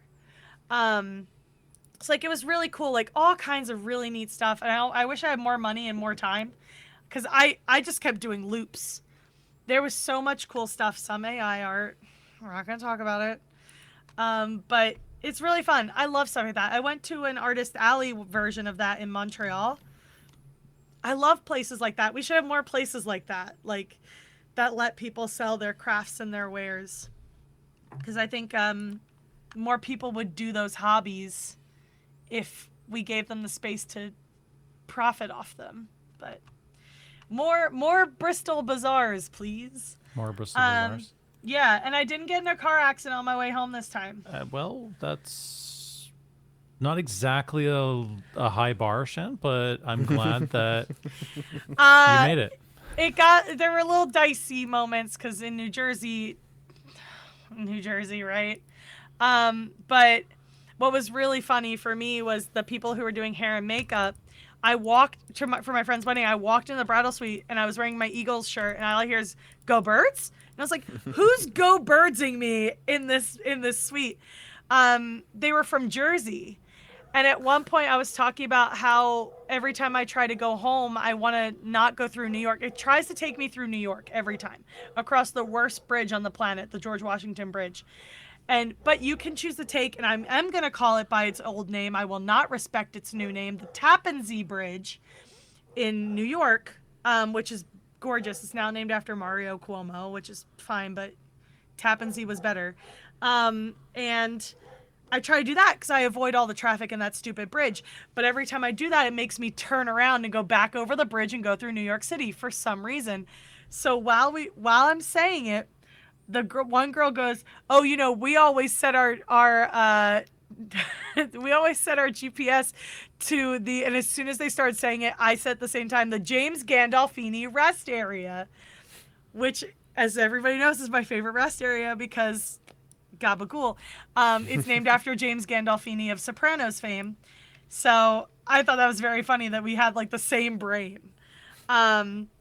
So yeah, no accident. So hopefully that means good things for the next drive to Connecticut, hopefully in March. I've been playing Final Fantasy 14. Still not really doing much, but it's Mogtome time. We have a patch coming out soon, an exciting patch. We have cool stuff happening in this one. So like, I've just been doing that, trying to get free rewards, I can't wait to do more of it now that I'll have the time. My friends are playing Clair Obscur. One finished Act 2 today. So I got a lot of messages saying one particular phrase. And I noticed some stuff watching them that I didn't notice before, which made me go like, oh, God. I can't talk about it now, just in case. But, yeah. When I can talk about it, oh man, I literally went like the Lisa Simpson face. Like when I realized what I was hearing, I was like, oh God. Anyway, so yeah, I'm hoping the one tonight is gonna finish Act 2. I told her not to finish Act 2 without me. Without you. So That's not suspicious at all. So don't finish this without me seeing it. Yeah, no, she said that. She was like, why do you I said like, see? Yeah, I said, I forget how I put it, because I didn't say Act 2. I try not to refer to them as acts in front of them. They know. They don't know anything, but they know they're in acts, obviously, by now, that's broken up. But I try not to say it, and I was like, I don't want you to get to the top of the monolith without me, is how I put it. And she's like, why do you say that? I was like, you'll see. You'll see. So the one did it today because she lives in Scotland. She's the other friend who couldn't get tickets to the concert. Yeah, hilarious. I was like, you see now, right? She's like, I see now. She actually did have some accurate predictions, which is cool. So I'm excited to watch some. And she texted me. I told them the best needle drop in the game is coming up because she mentioned something. I said, just so you know, the best needle drop is coming up. I think she said she beat Clair Obscur. And I said, the best needle drop is in like 10 minutes. And I got a text like, oh my God, this needle drop. And I was like, I don't lie. Pond l'amour, pond la vie. Anyway, so yeah, I'm watching that. And Boo Birds Fire Patullo. I'm done with our offensive coordinator. I'm done. The experiment is over. We suck now. Give up the ghost. I'm done. Kids egged his house, and I can't. Normally, I would be like, we shouldn't be doing that, but I think that's funny that the kids found his house and egged it. Somebody said threw rocks at his house, but that's worse. Eggs is kind of it's kids. The fact that it was kids is what makes it funny. If it was adults, we'd be having a different conversation. But these kids are so mad about the Eagles that they threw eggs in this man's house. Just one more game. Shan. Could be worse though. We could be the Giants, whose kicker literally missed a kick He yesterday. literally Charlie Brown. Charlie Browned it. Oh Yep. my I have god. to see that. I sent the clip in the NFL chat. Please watch it. will do. Basically, my best friend, as I was going to sleep last night, because I went to bed late because I was watching Claire Obscure, I got a text that was my name in all caps, just Shannon. And I was like, oh my god, what? Like, that's the most terrifying text to get from anybody. And she sends me the link, and it's the guy missing the kick. I was like, oh, it could be so much worse. We could be the New York Giants. We lost to them, and it could still be worse because we could be them. It can always be worse. That clip is horrendous. It can always be worse. Terrible. Anyway, yeah, so that was fun. Right. Anything else, Shannon? I don't think so, man. I forgot all my props. I don't know. Except this one. Except your ironic. Okay. The most important one. Anyway. The most significant one. Cool. For me, lots of work craziness. Haven't had a lot of time for games over the last couple weeks. I have managed about an hour and a half of Ghost of Yotei. I'm almost finished Tactics, but I need to. Better than me, man. I need to I need to sit down and lock in and finish up Act 3. Otherwise, I think I mentioned Dispatch last time. I think so. Anyway, great game. Loved it. Probably my second favorite game of the year so far. Maybe I'll feel differently when I played a little more Yotei, but yeah, close second with Death Stranding 2. So, otherwise, like Kenneth, I was unable to purchase any tickies for the London concert. Yeah, that was brutal. One for city is crazy when Expedition Germany 30. has like 15 concerts. I mean, we're talking a little bit about it in the chat. Like, there's a bit of like trying to figure venues and stuff like that in the UK. I think the other thing is that the group that's organizing it largely, or at least fronting some of it, is on the continent. So it's kind of logical that they'd have more continental venues. But yeah, I mean, we got one venue here in the UK, and it was For the sold whole out of the UK. for the whole of the UK, and it was sold All out in four about nations. Yes, and it was sold out in about 90 seconds. Yeah, it was about 2 minutes. Terrible. So I was refreshing the page, and by the time I had fully refreshed the page and actually been able to click on anything, all the tickets were gone. So a few of us got some. I think Bard said that she got some. Yeah, Kira got some. I think Kira- Specs got some as well, actually. Oh wow, okay. And So yeah, Specs. Yeah, Specs was who I was thinking of. a few of us in the lovely Discord got some, but I did not. So I was joking with someone in DMs that I could probably fly to Milan and go to the concert there for cheaper than I could Wow. get to London, because I can go Ryanair or EasyJet to Not a Jet 2 holiday. no, not a Jet 2 holiday. Although a Jet 2 holiday might be nice, Shan. But yeah, I think it'd be cheaper Whatever that is. for me to go to Milan to watch. How do you say "come and hold my hand" in French?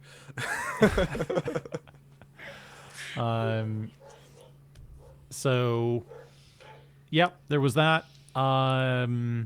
Between this episode and the current episode of our lovely podcast here, news broke that Stargate is back.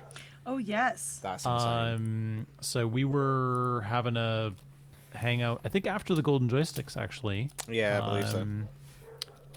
Kenneth, you were there. I think we were Yeah. talking about it.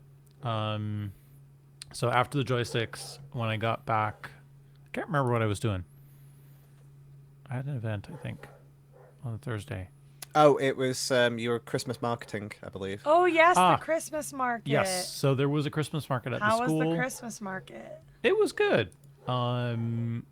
My daughter is in the final year of primary school, so her task as a elder, year 6, is to man the games as well as other things. So she was busy working away.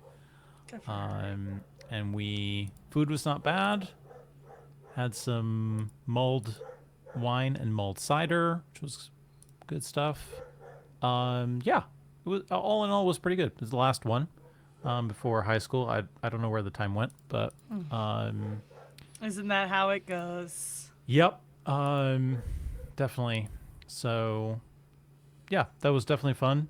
And so yeah, we were talking about after the golden joysticks, we were talking about a variety of things, including Stargate, and the fact that somewhere up in my loft is a Stargate laser disc, Whoa. Oh, yeah. original. I also have a player somewhere up there. But yeah, so there's going to be a new series, I guess, in 2026, which is pretty cool. Excited about that. Long-time Stargate fan.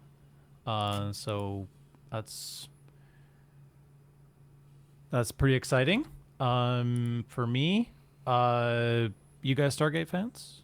Yeah, Kenneth? I used to watch it when I used to watch it when I got home from school because it was on Sky One, I think, or something like that. So I used to like SG1 or SG1, yeah. Yeah.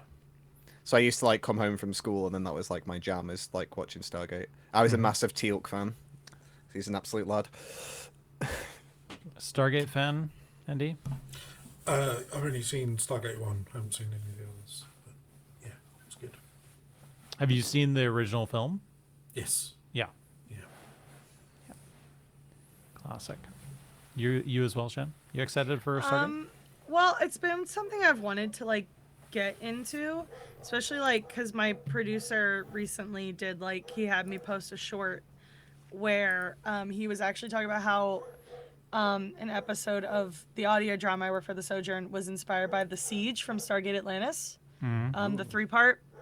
So I was like kind of intrigued by that, and I was, it's one of those shows that's obviously I've been seeing it around like my whole life. But what is crazy is I have seen the Stargate movie. I think it was just on one day, and I just left it on, and I was like, "Oh, this is interesting. All right."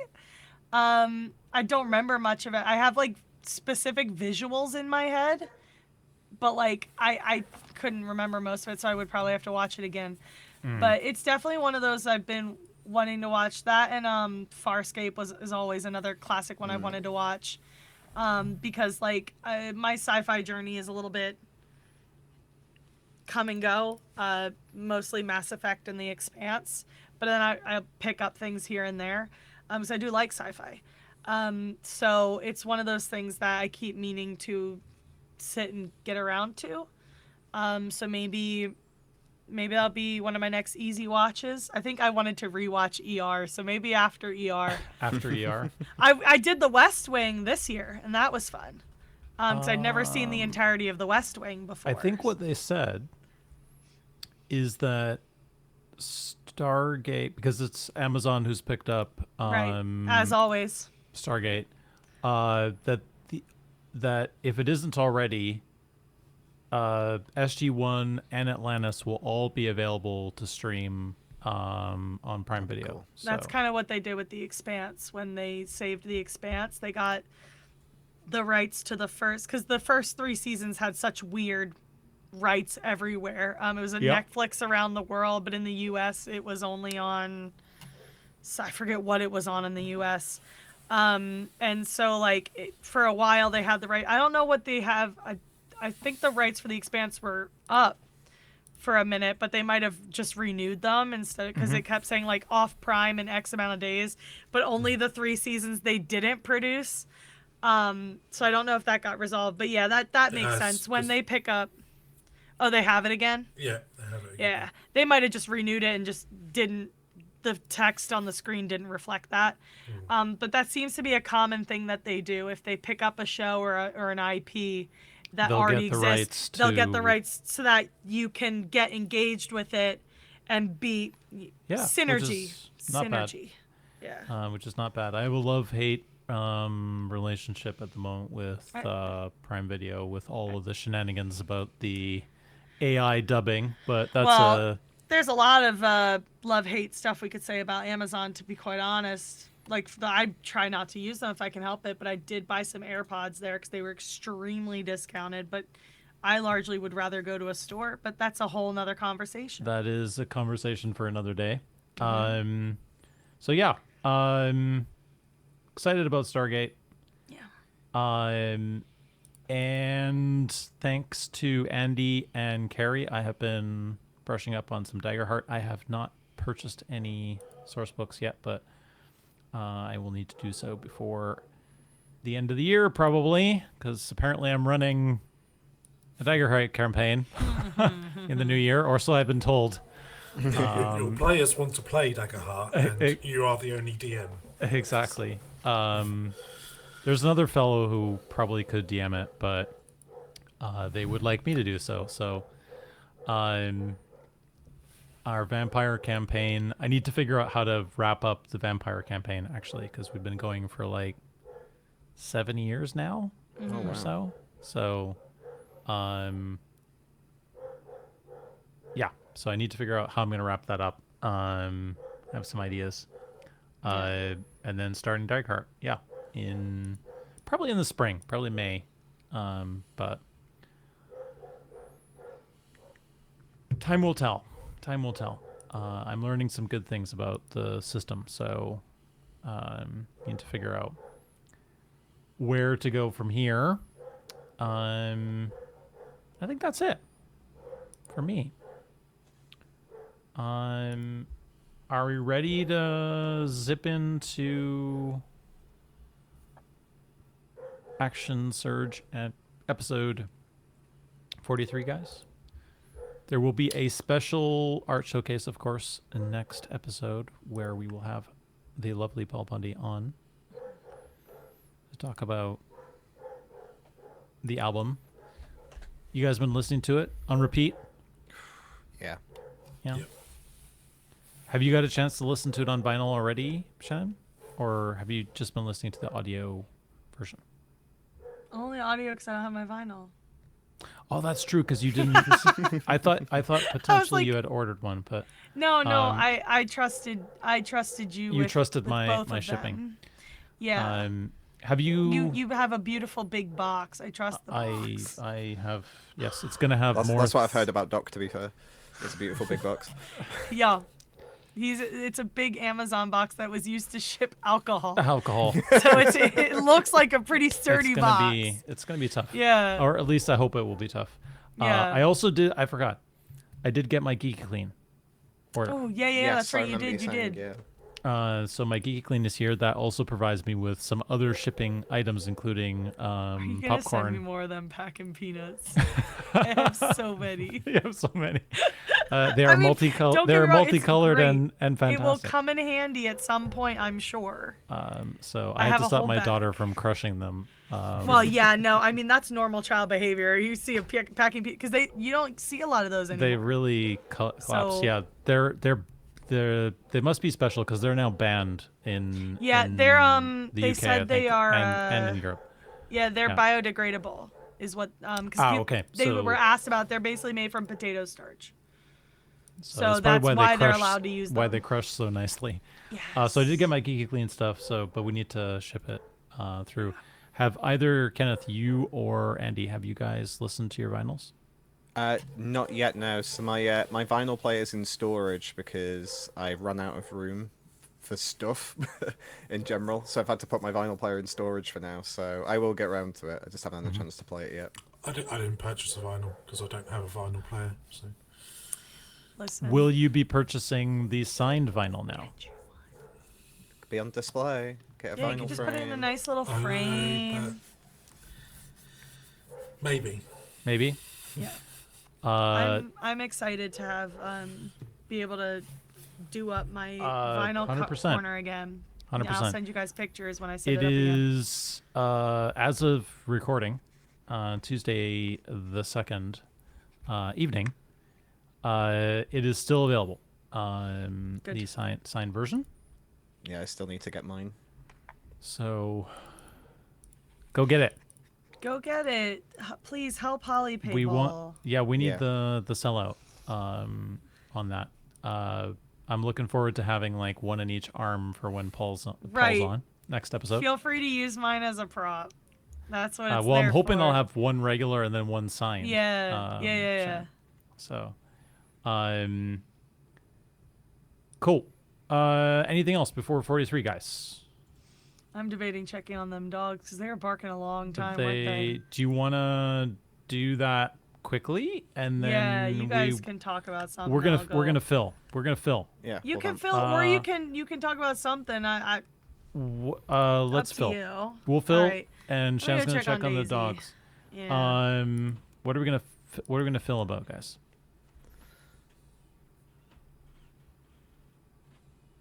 I was going to say something earlier and I completely forgotten what it was now, Doc. It was something. Oh, it was vampire because you asked Yep. me.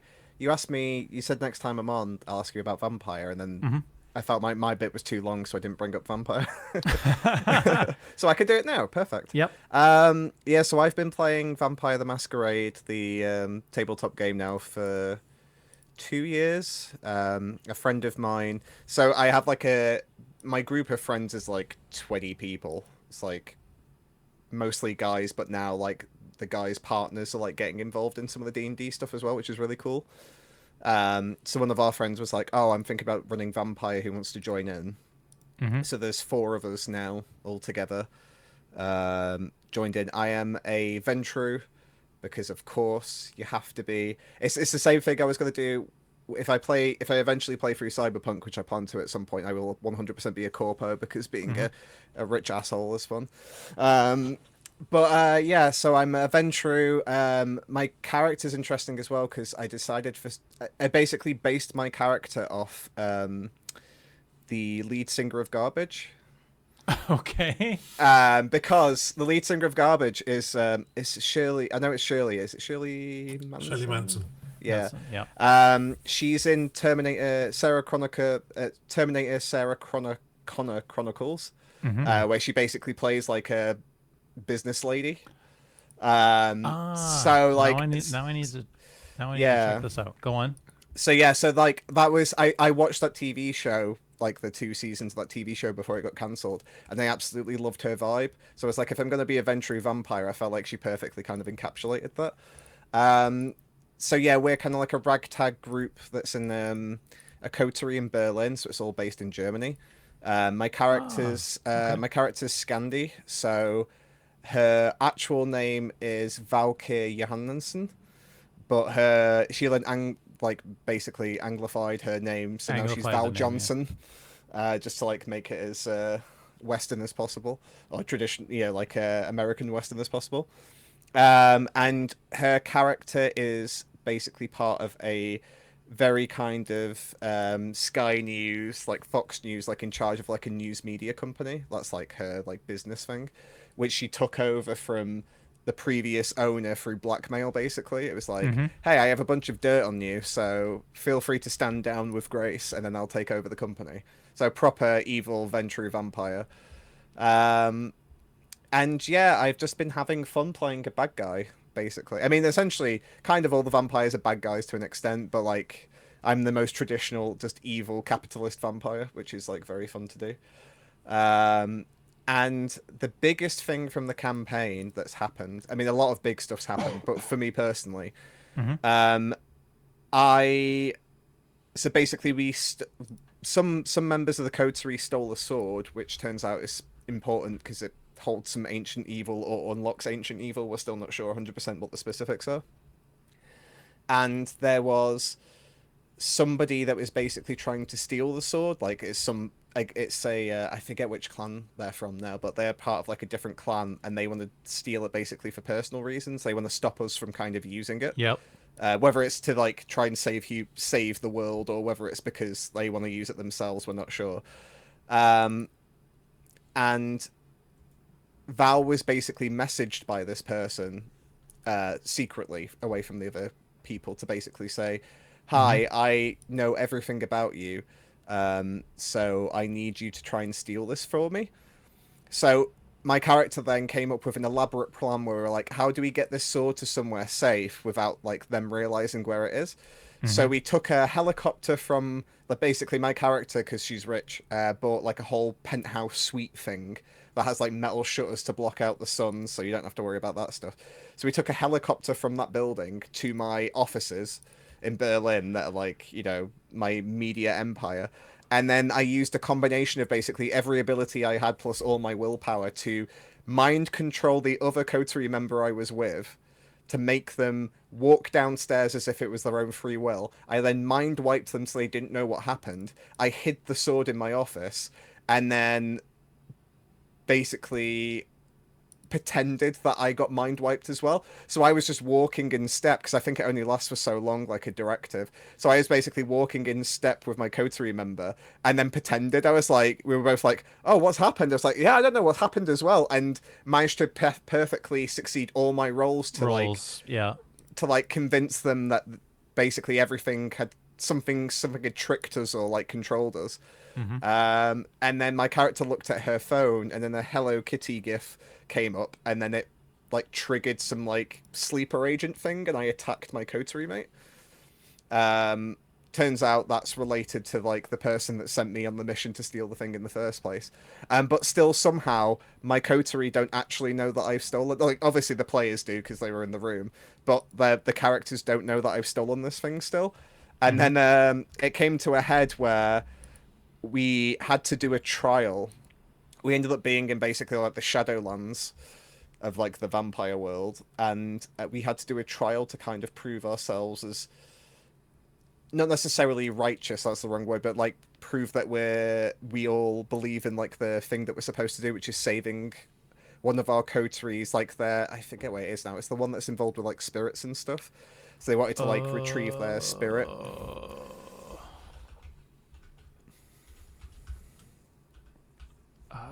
I should know this. Yes. I forgot what it is now.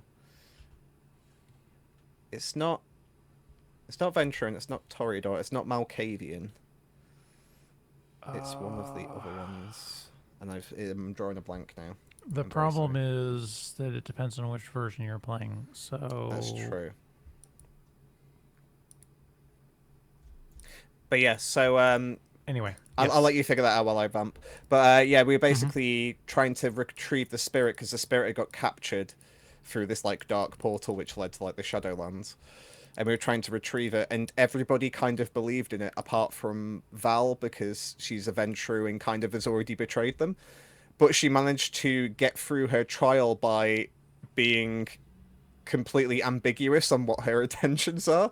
So at the end, the person doing the trial was like, I don't know if you mean what you've said, but basically I'm going to give you a thing, and then if you basically decide to, you know, believe in the words you've said and kind of sacrifice yourself, then you can, you know, basically you can help your party out, but then you'll have to like give something up.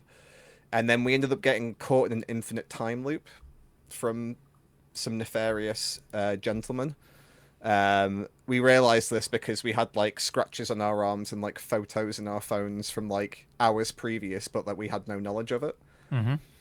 And we managed to finally work a way around it, which was my character basically used the breaking case of emergency MacGuffin that I got, and my character lost all of their memories and has now reverted back to a 15-year-old Scandi girl. And now my party has to figure that out. They're like, okay, so we now have mentally a 15-year-old Scandi girl who doesn't know she's a vampire. So that's kind of where we're up to at the minute. So it's going super duper well. Excellent. You must be playing 5th edition then, right? Yes, I believe so, yeah. Okay. We're old school because we're playing 2nd edition, which oh is wow, yeah, with the original books, the White Wolf days. How significant has it changed then over like the time? Pretty dramatically, yeah. Pretty dramatically, yeah. So there's a whole series of reasons why we are playing second edition, and Shan's back, so I won't go into all the details. It's okay. We were talking about vampires in your absence, Shan. Twilight, got it. Definitely not. People cry out for Twilight. Definitely not. Bella, where have you played been, Vampire? Loca? What's that? I said, Bella, where you been, Loca? Have you played Vampire, Andy? No, I haven't. No.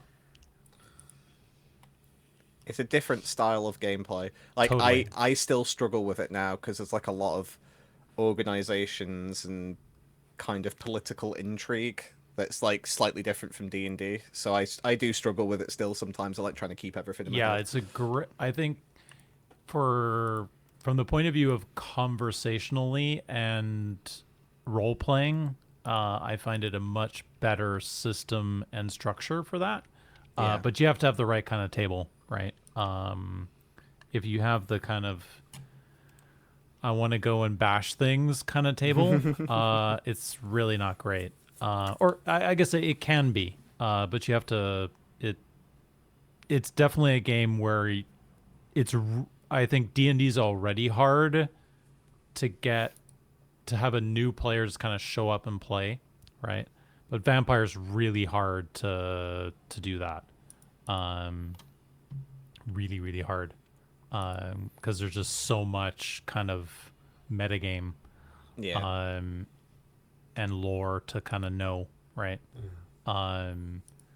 But yeah, I recommend it. I also recommend Call of Cthulhu as well if you get a chance to play. Yeah, they're good things. It's the system it's just a completely different experience, right? But we're not here to talk about TTRPG game systems as much as we might want to. Ready for 43? Yep. Dogs are placated. I think so. We'll see. All right, Spoliers are up. Episode 43. Right on. I think I have my important screenshot here, Shannon. Oh, yeah. Boy, was it casual. I think the only person who didn't get the memo that it was Casual Tuesday was Holly. Everybody else was definitely. I think that's the most casual I've seen Aoife. In many weeks. Apart from that, I think the one episode where she was sick, basically. But of course, we know that the Ben and Harry show gave us even further insight into how are we feeling about the threads here, Shannon.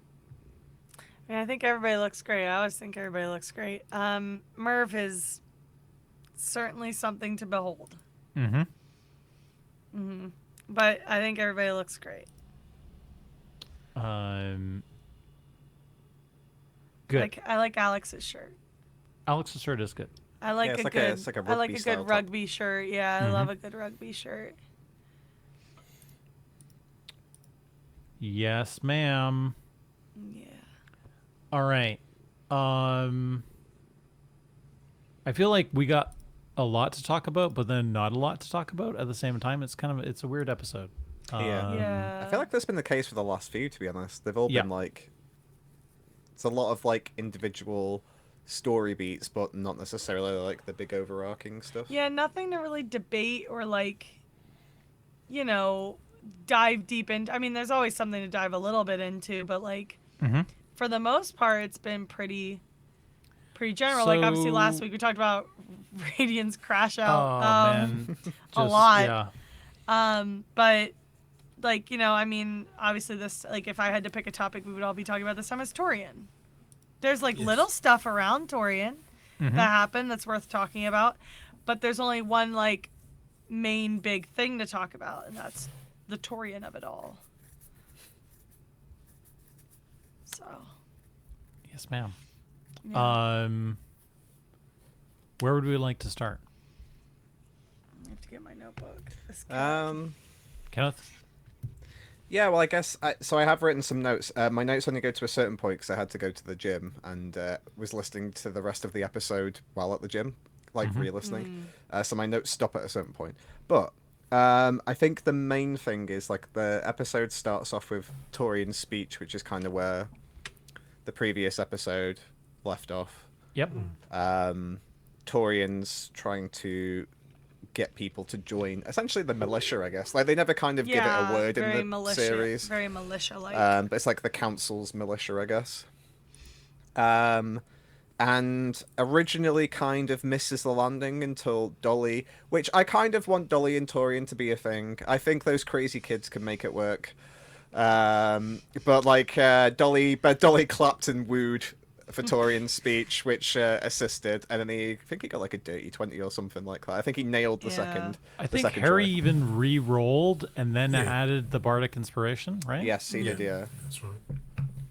So Torian was able to successfully convince 20 people to join. I think first what happened was I think the party went up towards the wagon. So, something's just dropped into my head, and somebody did artwork for it, and I've forgotten who it was now. It's one of the community members, and it's gonna make me really sad that I don't remember. I might have to quickly find it out. Is this the eye bag? Yes, because the eye bag. Because they were holding Eye like by the hand. Yeah, I'm gonna vamp while I'm talking and see if I can try and find it in between.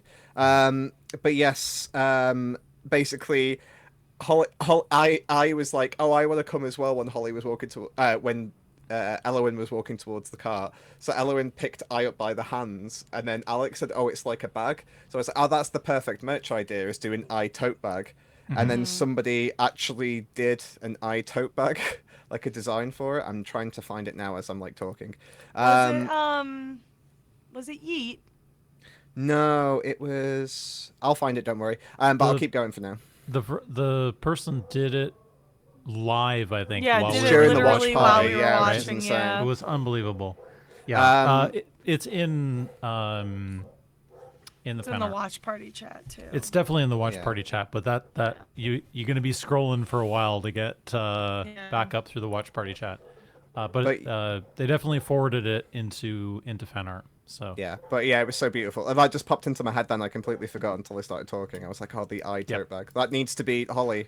If you're watching this, make the Eye tote bag, please. But yeah, so the party basically walked up towards the car, apart from Radian. And then 20 people joined, and I have the descriptions here because I wrote them down because it might be important later, or it might not be, who knows. But it was a young elf, her hair is tied in thin braids, a bold dwarf with a thick black mustache and hands like a smith. Harry gave that a bit of extra gravitas. Like he's got hands like a smith. Smith. Then a heavy-set, dark-skinned man with a woodsman axe slung over his shoulder. Two gnomes with scraggly beards who take each other's hands as they step forwards, which is very cute. A red-skinned tiefling with violet eyes. Some halflings, a dragonborn, and many humans. So we got... I think Harry was ran out of steam a bit, and it's like, I only have so much descriptive power. Yeah, exactly. I'm not going to describe all these additional humans. Yeah. But yeah, they managed to get 20 volunteers out of 100 people that were watching, so they did pretty well. Torian's speech kind of won them over pretty well. So that was kind of like the whole first like chunk of the episode. Yeah, first sort of 30, 45 minutes or so. Yeah. I have found it as well. The community member was Stinner, Stinna. That's right. Yeah. And yeah, that was pretty much the whole first chunk of the episode, and then they went to the tavern. They've been in a tavern for the first time since C-Scale, I think, was the last time they were in the tavern, which was what, episode 1920? Yeah, probably over 20 episodes since they've been in a tavern, which is crazy. To be fair, it's what we've been clamoring for. Yeah. Did we get a tavern name? I can't remember. Wasn't it like something?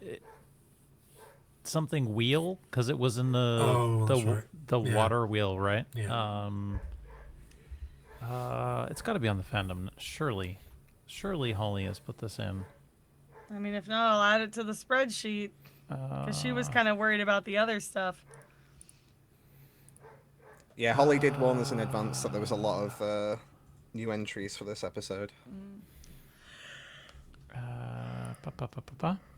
Yeah, I got to have an easy week this week, but I might have to go get the name of the tavern, which is not the worst thing I could go get.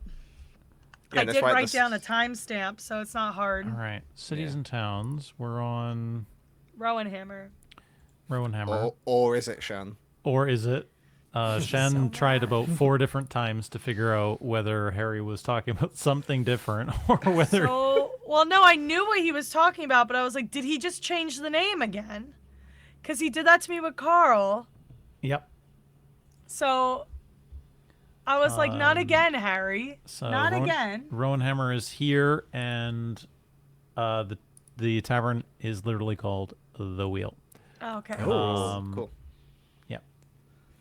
So, we can sit back. Yeah, tavern is literally called the Wheel.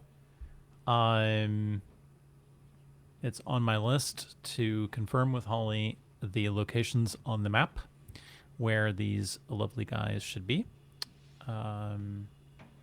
Since we need to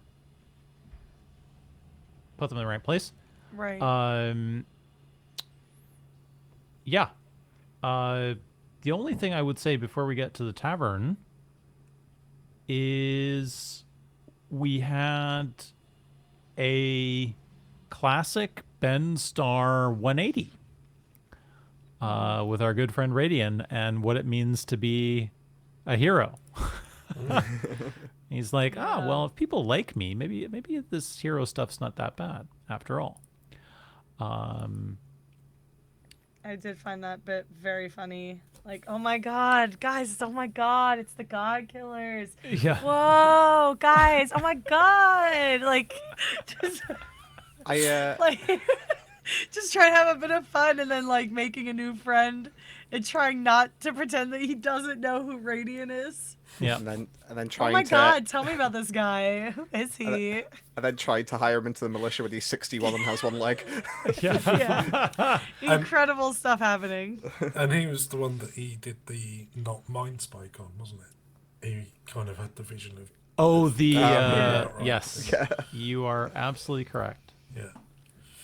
I think Harry reinforced that the fellow only had 3 HP.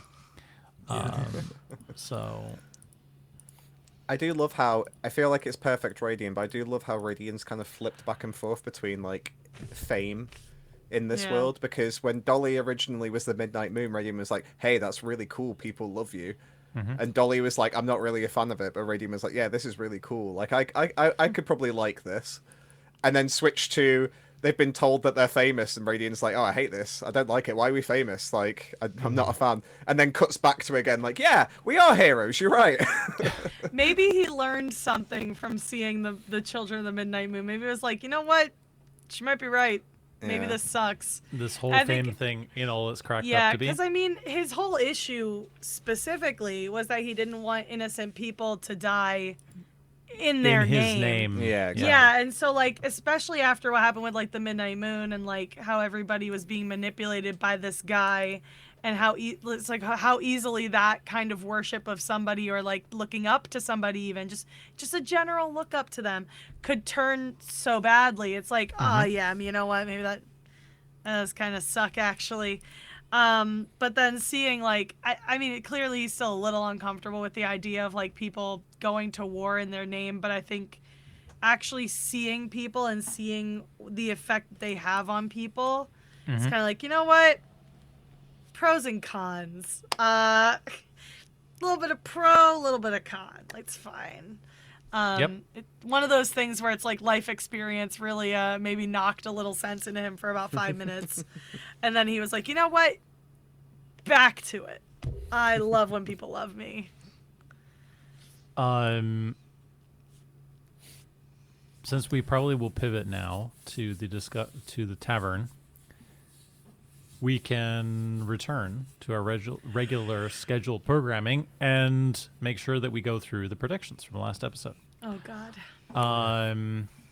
We had a number of words in the title, which none of us predicted because none of us went with the same number of words that was in episode 42, which was 3, and this episode was also 3. So we are all, unfortunately, even though Shan might sometimes is never wrong, in this particular case, she was just mistaken. I'm never wrong. Like I said, my timing is never right, but I'm always right in the long run. So the next episode's going to be 4 then. Watch it happen. Watch it happen. Just keep going for 4, right? Yeah. I mean, I was right before. So Shan was the only one of us, other than Carrie, or the only one of us present currently, to predict that Radian would drink again. I didn't think he was going to have good judgment. But boy, Ben was pretty adamant. Ben was adamant, yeah. He was pretty adamant. Radian this is going was to be even sober. discussed during the action surge that oh wait, I accidentally did yeses. So Because yeses go, yeses Yeah. green, Yeses yeses go. Green So go. I'm fixing it. So I don't want to make light of stuff because but this was other people have had triggering moments for other stuff. Like the gang trying to force Radian to drink was kind of semi-triggering for me as a person that kind of that gave up drinking, and it's not for anything serious. Like I didn't have any pre-existing like issues or anything like that. It wasn't necessarily for like a health thing, although it's kind of more. But like the amount of times I've been on nights out, especially I've been on like stag do's with friends, and they've been like, I know you've stopped, but you could have one drink. And I've been like, no, I'm okay, thanks. And then it's just like over the course of a night. So seeing like the gang being like, Radiant, drink, I was like, no, Radiant, be strong. You can Be strong, Radiant. Yeah, I think we talked about this a little bit in the watch party that that was a pretty important thing to kind of have happen, because it is. I'm sensitive to this because I used to have a couple colleagues that were recovering alcoholics, and just this recognition. Certainly, Kenneth, you will know this. Andy, I'm sure you as well. Is that the UK is a pretty alcohol-focused culture. Yep.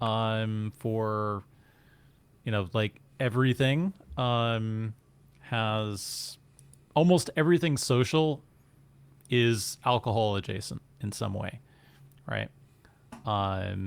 And so the idea that you would be outside of that, and then have somebody kind of egging you on, so to speak, I think it's important to kind of to have that there and to recognize that, right? Yeah. I think Harry said in the action surge as well, didn't he? He was like, I'm glad you didn't drink, because I think it just felt like the right dynamic for that moment.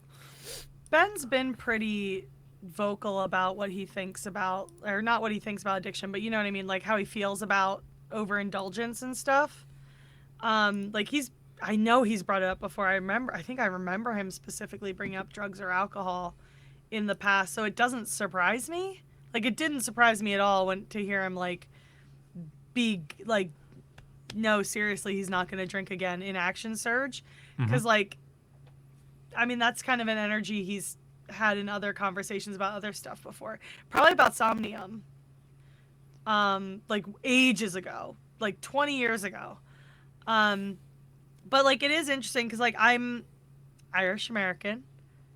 Drinking is still very popular in the Irish-American population. My family drinks a lot. My dad used to drink a 6-pack a day, casually. So it's I was literally probably I have a drink once in a while, but I was literally I drank the least in my family, and it was always weird because I was like, "Are you sure you don't want one?" I was like, "Nah, one's fine. I'm good with one. I will have a Coca-Cola."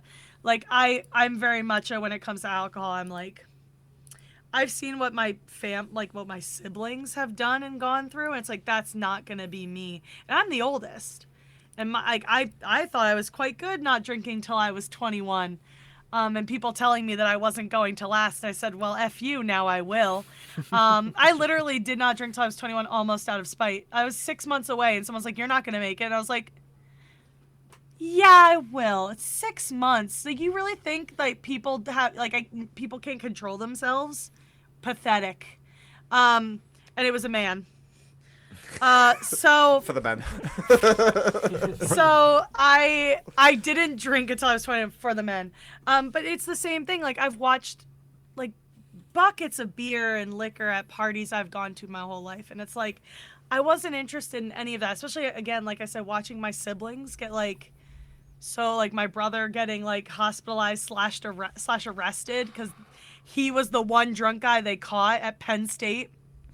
You guys don't know nothing about Penn State. Doug would understand that joke. But, like, yeah, you're not interested in it. When you see that, you're just not interested. And it's not appealing or comfortable.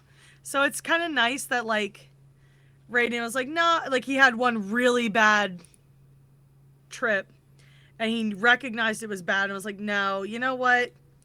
That's it. Like, you have the one bad experience. Like, you know what? That's not for me. And to like see everybody trying to egg him on and him be like, no, seriously, I'm good. I'm good. Is like, that's nice. That's nice. Cause like, I'm sure everybody has a story like that or some way to relate to that, especially alcohol. Like, that's such a, they love pressuring you about alcohol for some reason. So I like that. I like that Ben was like, no, I'm sticking to my guns. He's done. Yep. He had a really bad day. He was really mean to those people. Now he's done. Yep. This kind of correlates to my experience as well, because like I've always been like a social drinker, so I drank on nights out, but I don't drink at home. So, because COVID happened, I just went a year of not drinking because I was just home all the time. And then after COVID stopped, I drank one time after that, which was we were watching like a sporting thing that was supposed to be over 2 days, but it got shortened to one. And then I drank a bunch of like 8% craft beers in like one day, which was a terrible idea. Felt violently ill the next day and was like, I quit. Like, that's when I just quit. I was just like, I don't want to have hangovers anymore. I'm done. Sometimes that's it. Sometimes that's enough. You have one bad day and you're like, that's it. I'm good. I'm good. Yep. I'm done. I can I just understand. never really enjoyed it. Like, I could have one drink. I like a seltzer, you know? Maybe I had like a single Stella at the wedding. That was it. And then like I saw some people who were super drunk at that wedding, and I was like, thank God that wasn't me. I have to drive home tomorrow. But yeah, it's just not like, I don't know if it's, I mean, like I said, it's never really been appealing to me. I feel like for normal people, not from my family. I mean, because Irish people are indisposed, like they're disposed to, like, you know what I mean? Like, it's so many Irish Americans I know are like alcoholics or functioning alcoholics or like drink all the time. And it's like, it's so bad for you.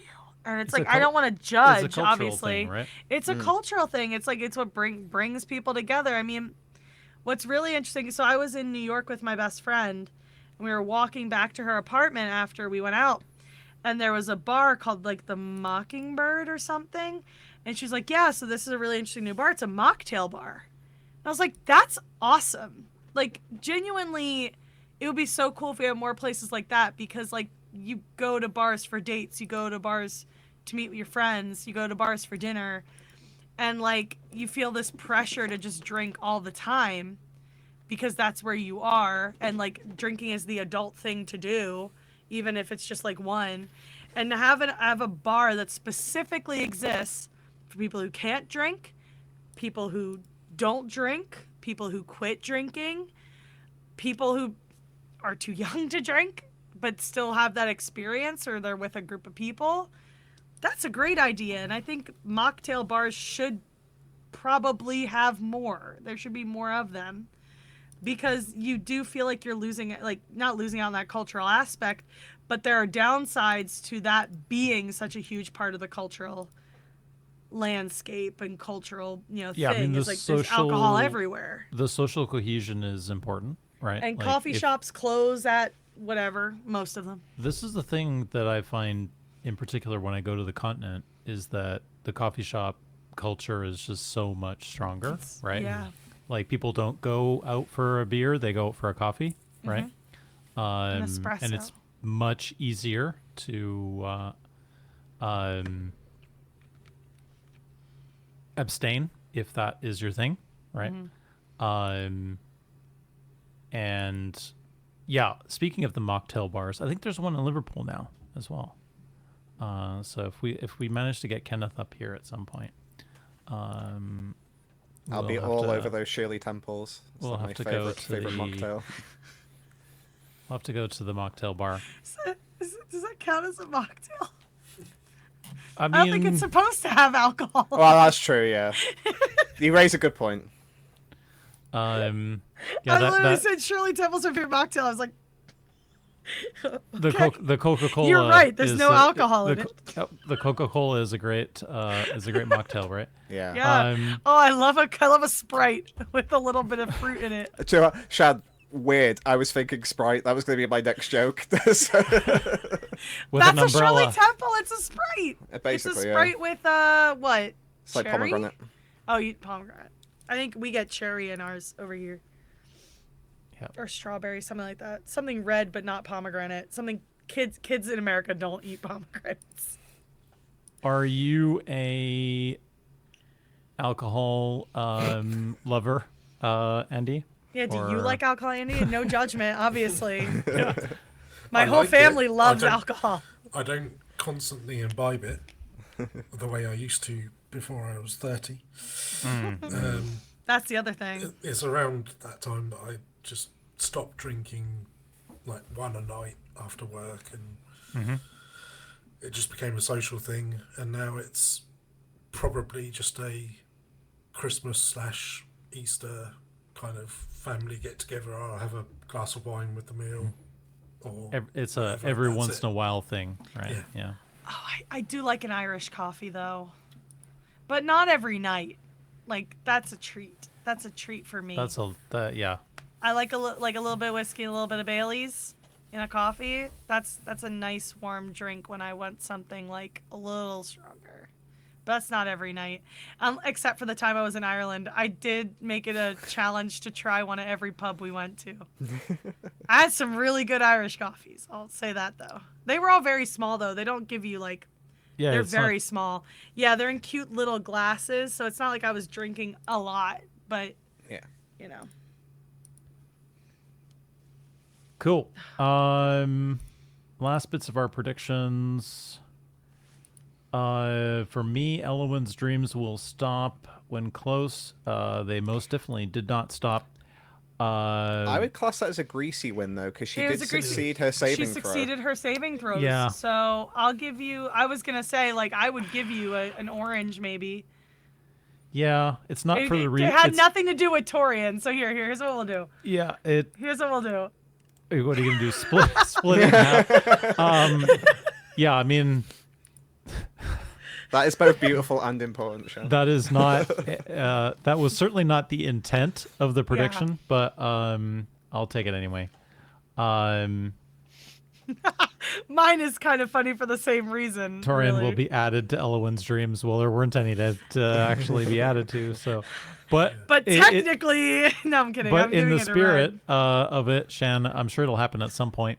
I'll give it a red. Like, I just find it very funny that it's like, well, he's not added to her dreams, but like he's certainly become I feel her like worst nightmare. where they are now, there will be no need for code names. So there wasn't any messing up of the names because they weren't trying to use any. Yeah.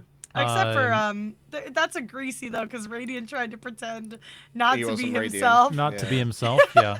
So we can do a greasy. I don't. if I we don't want. even know I what did- he said his name was.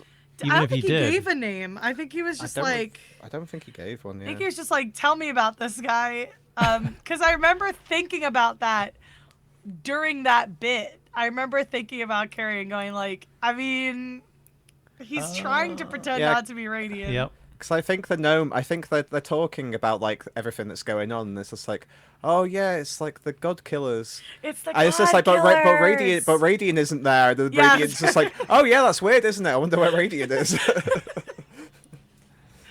Yeah, Yep. that bit was funny. I do think that was funny. It was very funny of Ben. Andy Torian is not who he seems to be. That Definitely may failed that- that one. I mean, that may still be true, I'm still but I'm gonna orange it because we don't know. We really don't know enough. I can't. Oh no, spoilers for what we're going to talk about shortly. But I can't see Harry killing him off if he was not who Torian is, basically. So I think, unless he's Listen. really playing some 5D chess here. Yeah. I watched that one James Bond movie where the guy was pretending to be another guy and they killed the original guy and then he died, so they found his body and they were like, oh my god, they killed him. It's like he was already dead. I forget which one it was. Oh, it was like Never Say Never Again in Thunderball. Yeah. Because they did it they loved it so much they did it twice. Yeah. So like it could be that. It could be like they're trying to stir up some trouble, but we really don't. I don't foresee that happening, but at the same time, it's like God only knows, So then, of course, we're back in the tavern. Ion Radiant's lab. Ion Radiant's lap. The food was discussed in The some detail smorgasbord. some detail in the action surge, with how much Harry loves to wax eloquently about the food in his world. It's like a Square Enix Creative Studio 3 thing. Like Yoshi P will always have good-looking food in like Final Fantasy 16 and Final Fantasy 14. Like the food always looks great. Yeah, I mean almost every Japanese game has excellent looking food. Yeah, I mean right? Final Fantasy 15 too also had like really good-looking food. It's just Yep, like every Monster Hunter, yeah. Every Monster Hunter, man. It's always got good looking food. So yeah, good looking food. Trying to think if there was anything really important to discuss about the tavern experience in general. Oh, the tavern experience in general. I was gonna say stuff did happen. Stuff Yep. did get revealed there. I guess the only thing was that the tavern owner technically lied because it wasn't a bunch of small bites. It was a bunch of just main meals. Yeah. I remember Harry said it was just like, it made it sound like, oh yeah, it's gonna be a bunch of small bites. They're all like massive portions. Yeah. They did the. I remember they did the syrup, like sponge pudding with the coca spiced coca dip that I took 6 fire damage Yeah. from. Yes. I also having some cider and alcohol and the beer through a straw. God, the beer through a straw. I can't beer believe through he a gave straw. him a straw. The girls were disappointed about the lack of wine. Yeah. Yeah, that I did like the joke about like, oh, he couldn't get wine shipped because of the war and everything, but he had the ability to make all this food and all the Yes. all the intricacies of the food. Yes. He's got his priorities right, though, I have to say. If you're going to pick one of those things, Might as well be the food. food over If you wine, have I have good to say. cider, yeah. I do like wine, but definitely take food over wine. Trying to think of anything else at the table that was revealed. Are we moving on from tavern in general to reveals? Because I have notes. Well, anything that was revealed at the table while they were sitting. Yeah. Yeah, The there were a note couple made it things. to Baroon. Ah, yes, Well, you're the right. notes. Sorry, the notes, because it was you had whatever the heck Radian said, and then you had like Elowen's much better note. But the note and the rings the ring. It's a one single ring with several rings. Anyway, made it to Baroon, and so they are aware that there is a plot to drug the water. So like Yep. the messenger did make it. It just took a while. So like that was something we had debated in the past, like when we were discussing Elowen wanting to go to Barun. It's like they did ask to send a messenger. So a question would be, did the messenger make it? The messenger did in fact make it right before. They How do we ran into feel Torian. in general about that, the whole kind of making Elowen feel better about herself with all of that? In what way? Do we feel like she feels better? Oh, well, I mean, there's a war on. I don't know. I think you'll feel a little more comfortable, like a little bit better, because you know that people are grouped up together. That she made the right choice, whatever. Yeah, right? she didn't necessarily abandon her family. Her family she was able to get a message to them, number one, and number two, they found out enough to band together already. They were already banding together for another reason that she could never have guessed because they didn't know about the war. I think she also said that effectively she feels like she's in the right place, or she's in the place where she's supposed Needs to to be. be, yeah. Right? So that's like pretty big for her as a character, right? Like to kind of get I think there'll be still some kind of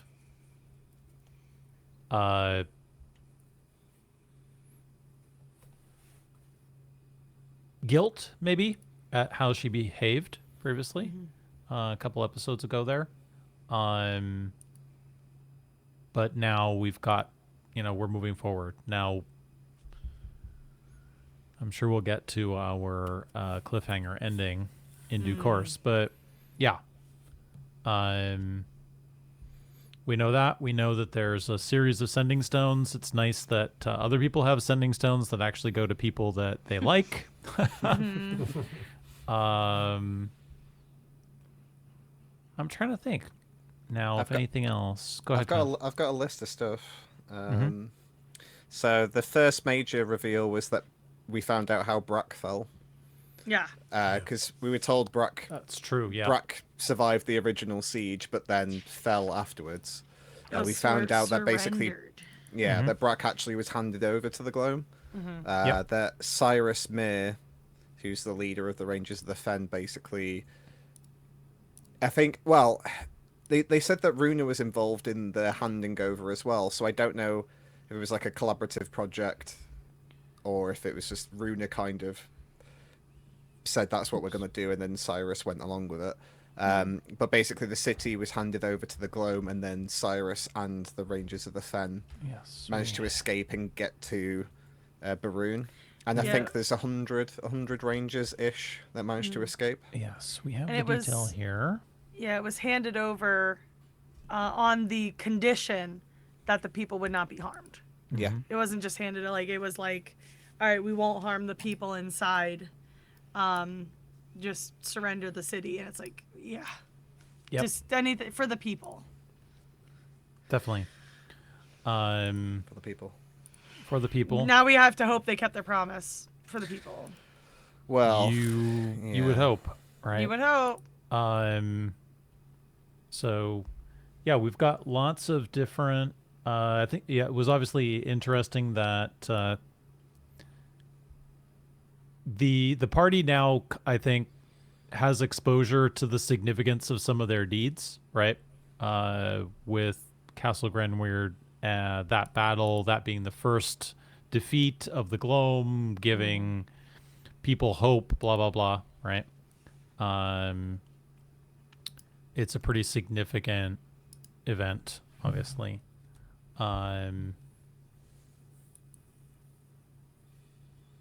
So we're kind of, obviously we're given all of that kind of color at the table in the tavern. Anything else before we talk about? We found out what what Antiqua are with Barabask. Yes. And to no one's surprise, Genevieve. Hey. Yeah. And Runa, but Runa, we had even in the chat discussed what Runa's like What that might mean, motivation right? could be, since she helped in the surrendering of Brack. It could be her just going along with it, but we all suspect Genevieve's like totally down. Well, Nobody trusts Genevieve. Nope. Well, I know we knew through because Carvilius obviously had the black gem that seemed to be, or like the gem that was controlling them. And Carvilius seemed to suggest that Runa and Genevieve met Barabask as well. So I don't know if they're both being controlled to some Also extent. being as Yeah, well. we just don't know. We know what cities have allied with Barabask cities. So we've got We in fact have Caressian. them all listed on the screen right now. Yeah. Yes. Okay, well, I have my notes that I wrote during the episode. You can't see them because of the light. Good. So we know that like Escalon is now the Barabask's new capital because it's his elven city, because we have 2 elven cities. His elven city, but nobody actually knows if he's there. Yes. Nobody knows where he is. Nobody knows where he is, right? He's Yep. off being a weirdo on his own. Yeah. And then they're going to Taliska, which is the other elven city. Let's go to Taliska Berry. Let's go to Lala Taliska or Yes. Taliska Palooza. Let's go to, Taliska-Palooza. because we learned that Taliska is like basically a Party town. Fae city, essentially. Like it's, while Escalon is like the high elf, Reliquiae high elf, you know, high society, whatever they want to call it. Taliska is like inspired by the Feywild. It is a party. It is a good time, and that's where we're going next, allegedly, supposedly, because it's on the way. Yeah, if Harry doesn't have a music festival on in that city when we get there, I'm gonna be Please. super I hope he hears about all the names I dropped. Harry, if you need help coming up with festival names, I had like 10 in the group chat. Take any one of them. There's so many. I kept coming up with more. I mean, There's so many. there's got to be a Woodstock kind of vibe to it, isn't it? Yeah. Taliska stock. The first. Taliska stock. Yeah. There's 11. Although the other thing that Harry did say on Action Search, which I thought was a very Harry thing to say, is that there's a fine line or a gray line between which things he allows the players in Oh yeah, yeah. and which things are like, actually, no, I don't want you to make that up because that it's my world. And how he really has a very specific, he's very, it's not a team game, right? The direction of the world and the kind of main story arc, right? The players are making the path, but he's definitely laying the bricks, right? And really does not want anybody else to be kind of. He feels very, I guess, insular or singular about how that should be done, right? So he probably won't be taking any suggestions from us on anything, I would say. No, I mean, he doesn't have to. I just think if he has trouble coming up with a name, we came up with so many. Yeah. There's a wealth of names for a Taliska music festival. There are definitely a wealth of options. I think we were also hoping for some sports ball. Yeah, Yes, Blitzball. as well. Yeah. Of some description in Taliska. It seems like the place where that'd be possible. So Party City, baby. I have one little tidbit, and then I've got a couple of little bits. But the little tidbit is that I8 has now invented guerrilla warfare. Yeah. Because he was telling Torian, it's just like, so what we need is people behind enemy lines destroying stuff. So I like the idea that, like, war doesn't exist in this world, but now I's invented guerrilla warfare. I is just like the guy that the movie The Patriot is based off of. Yeah. That guy from South Carolina, whatever. I forget what his nickname was, but yeah, him, the guerrilla warfare guy.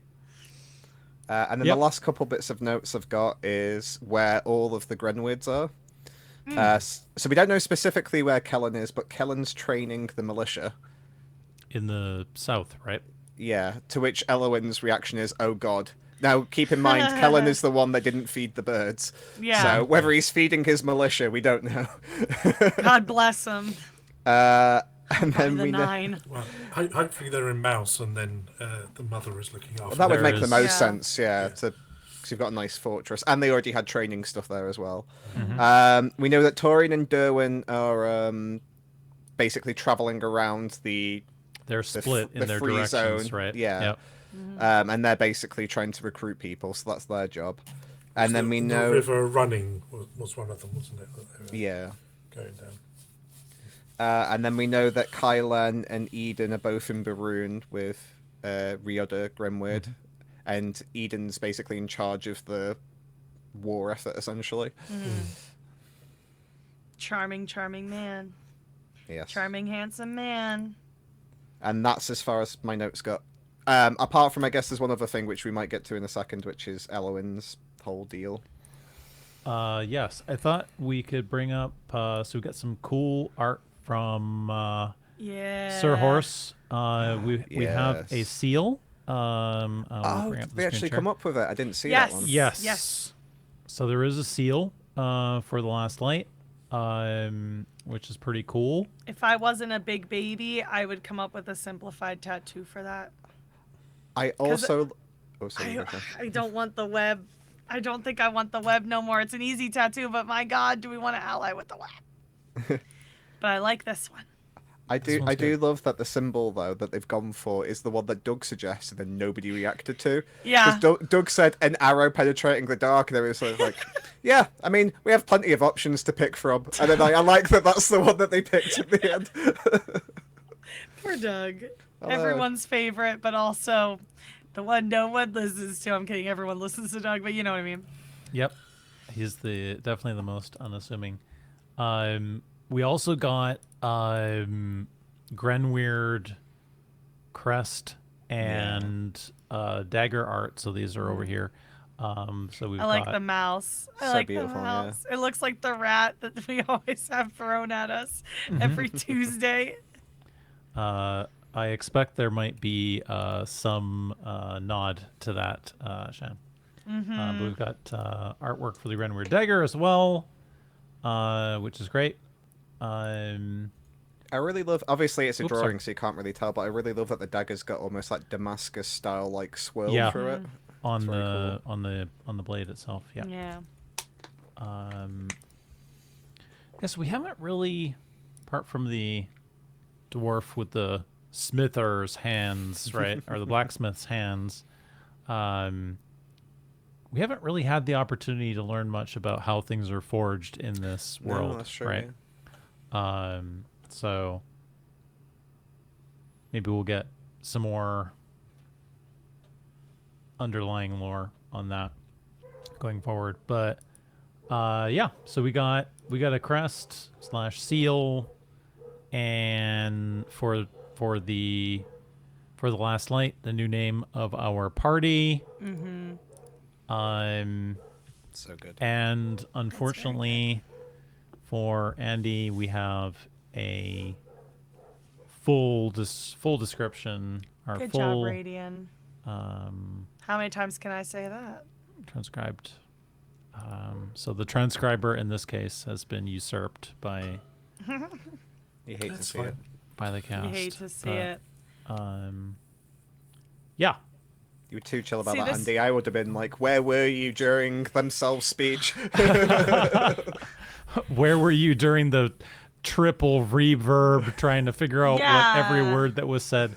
Yeah, I thought it was pretty cool the amount of effort and thought actually that Ben put into This is why Radian shouldn't drink, you see? what seems like a pretty simple thing, right? Yeah. But obviously I think as the campaign moves on will become a pretty important thing, obviously. Well, I mean, he is helping with the new Final Fantasy 16 lore book. So, I mean, the man can put some thought into stuff. he comes up with some crazy stuff sometimes, but when he hits, he really hits. Yep. Go for it, Eddie. Yeah, I was just going to say, and I think it was important that Aoife and Dolly separately acknowledged Ben's good effort on that, because she was.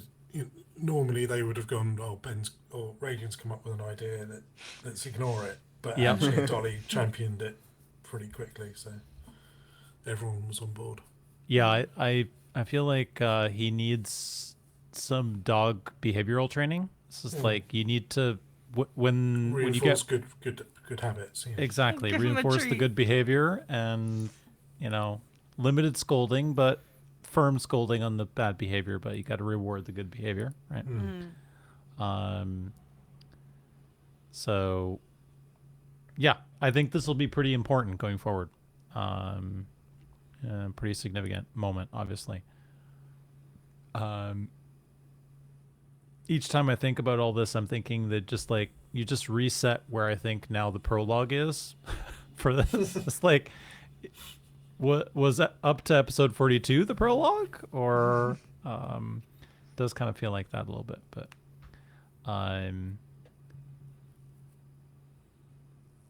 shall we talk about the theft?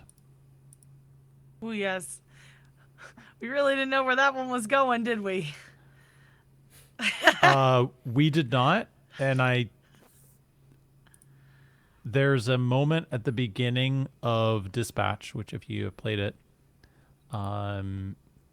or think about playing it, that is in the bathroom, and there are various different ways in which that can go, and it has impact on the rest of the story a little bit. So I had played through that when I had already played through it by the time the episode went live, and I was like, so Radian, Doug's peeing. Why are you here, and what are your intentions? Because this is kind of weird, dude. The table's reaction was the best bit. It's like, Yeah. right, okay, so I sneak up behind Keller. Everybody's like, what are you doing? What are you doing? Yep. So we had a theft. I really had absolutely no idea where Radian was going to go with all this. But we actually got a really cool moment out of it. Which Harry elaborated a little bit more on in the action surge, of the significance of the dust around the cards and everything weaving together, and which he came up with on the spot, which I thought was pretty cool. I was a bit worried that something catastrophic might happen if the two world totems basically were brought close together, but clearly at least these two are not oil and water.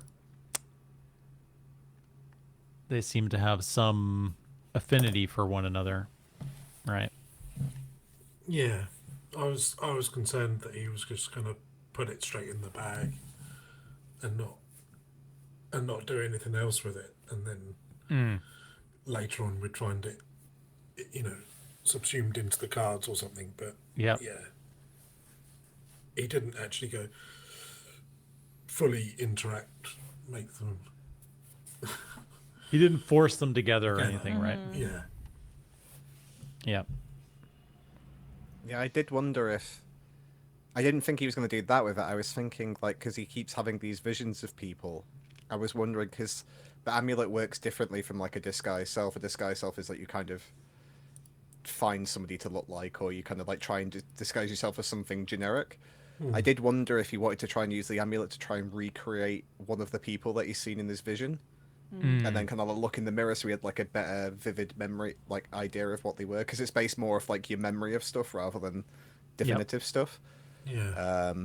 But yeah, he decided to go down the smash the scary things together route. just want to see what happens. I just want to see what happens. I mean, I was surprised at how chill Dolly was about it. Radiant mentioned it, and Dolly was like, "Okay, let's not do that again." But I think it's because he specifically said I gave it back. I don't think she would have had the same reaction if he hadn't returned still had it. it. True. Yeah. Definitely. Because then the intention could be seen as something different. It is than a what very it is. Ben thing to do kind of chaotic actions, just to kind of see, basically. It's narratively satisfying. Yes. If there are 7 buttons, Ben is going to press all of them, right? He just is. And he's not going to wait for anybody to think about what those buttons might do. He's just going to press them and see what happens, right? So interesting that all that kind of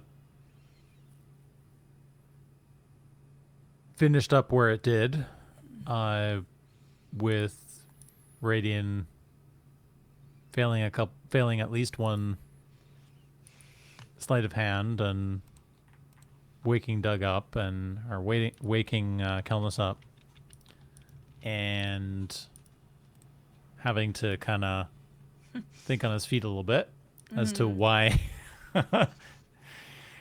he had themselves stood him. But that Mood. But the whole moment from Doug afterwards in the morning, Yeah. I thought was very cool. And so deliberate, right? We did learn a little bit afterwards that Doug was trying to set, which I thought was an interesting dynamic between himself and Harry, trying to more or less set it up for Harry to pull from if he wanted to, right? Hang on to, yeah. It's like, well, if you want something to happen here, I'm opening the door for you to do something with. Which I don't know how you feel in your games, Andy, but I like it when my players do that kind of stuff.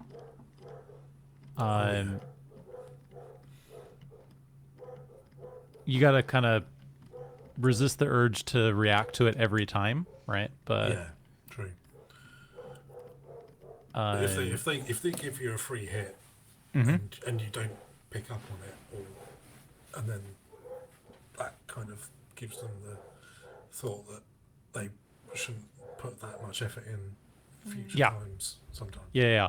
If they put the effort in, rewarding that effort, even if it's just little things, right? Absolutely. Right. Yeah. Is definitely a skill.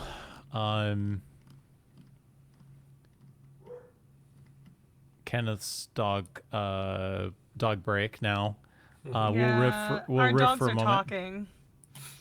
I don't know if you heard. Our dogs are talking. Transatlantic dog discussion. They're having a really important discussion.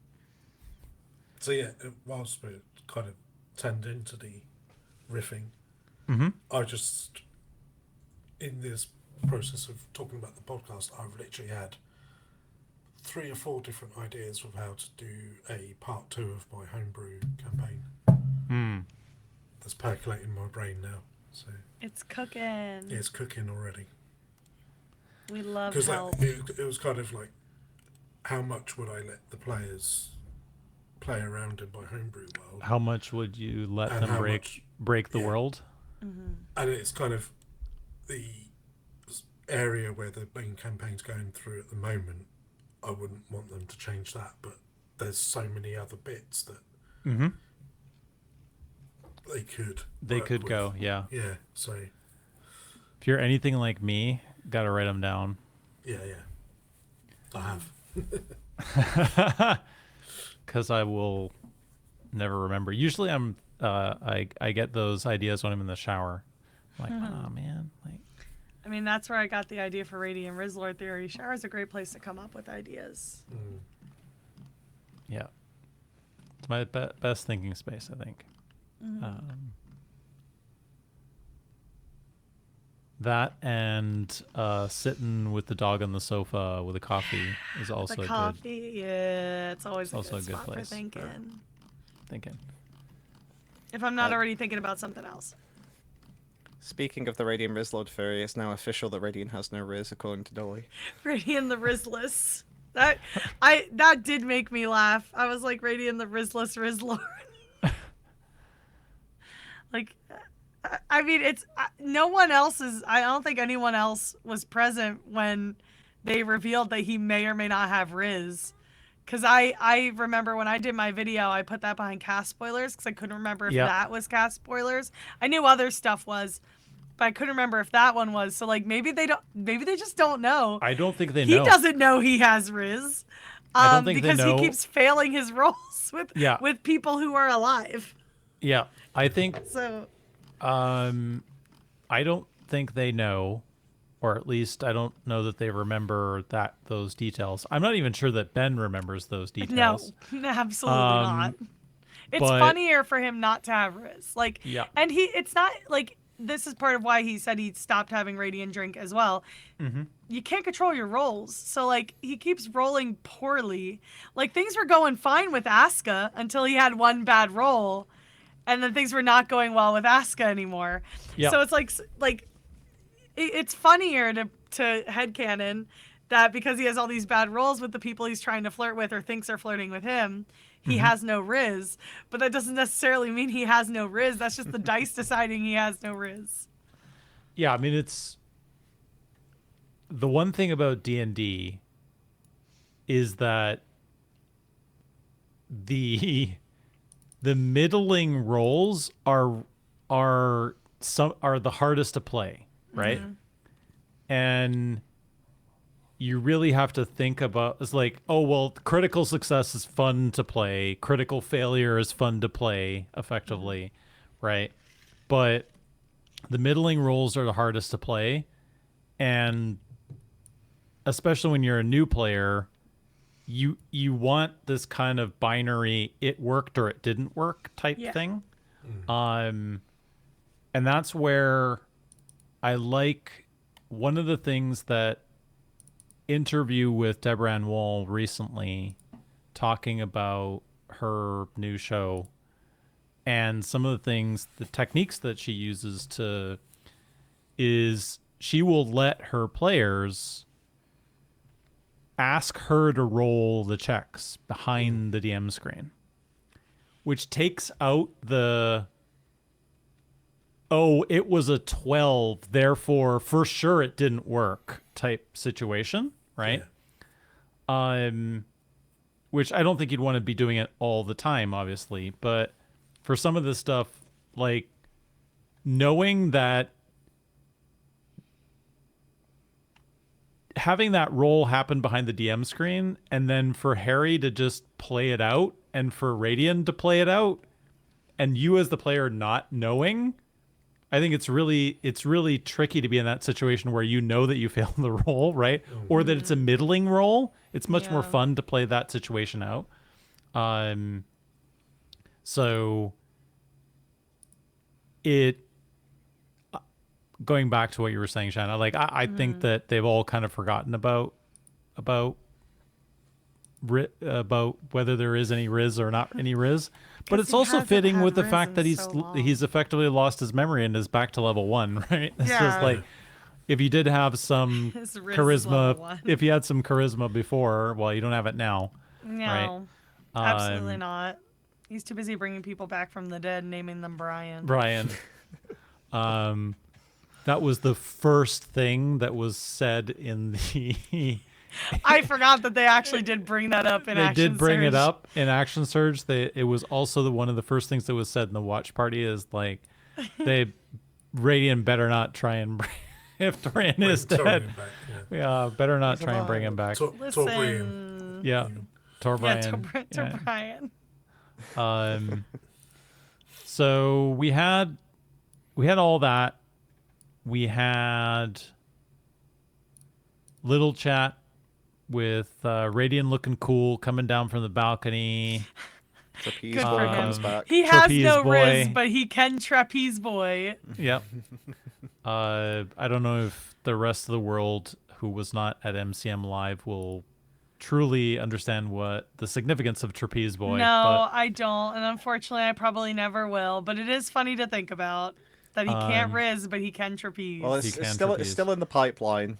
Holly said Yeah. it's either they'll release it or MCM will release it. It'll Yeah. be one of the two. So either way, it'll come out. We just don't know which one. Yeah, and we'll see how bad the audio is. It'll be golden joysticks kind of level. Holly will be so mad if she has to see that again. A bit diabolical, right?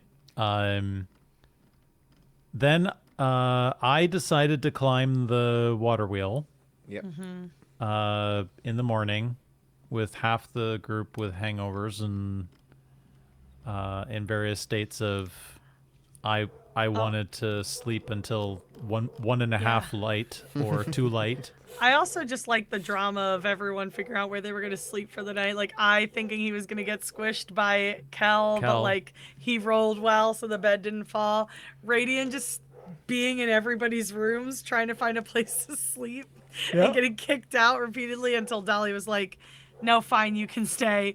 Yep. Just, like, so goofy. The goofiest thing. Torian and Elowen having a little sleepover. It's just nice. It was a fun, goofy little thing. And then there was the 1.5 lights. Yeah. when Torian was like, oh, I'm sorry, go back to sleep, 1.5 lights.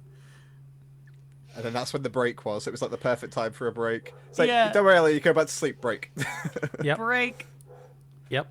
The only other thing I've got is just kind of like relevant now, and it was relevant earlier. Is Elowen again with her weird whatever's going on with her dreams thing. Yep. So mid-conversation, they were basically talking about Radiant's plan of like, let's find another way to beat the Gloam that isn't just kill them all. And they were discussing that, and Elowen kind of took like a weird... Originally her stance was like, well, what's the actual truth if we're supposed to be telling them the truth, and like the story is kind of so inflated now, like what is the actual truth these days?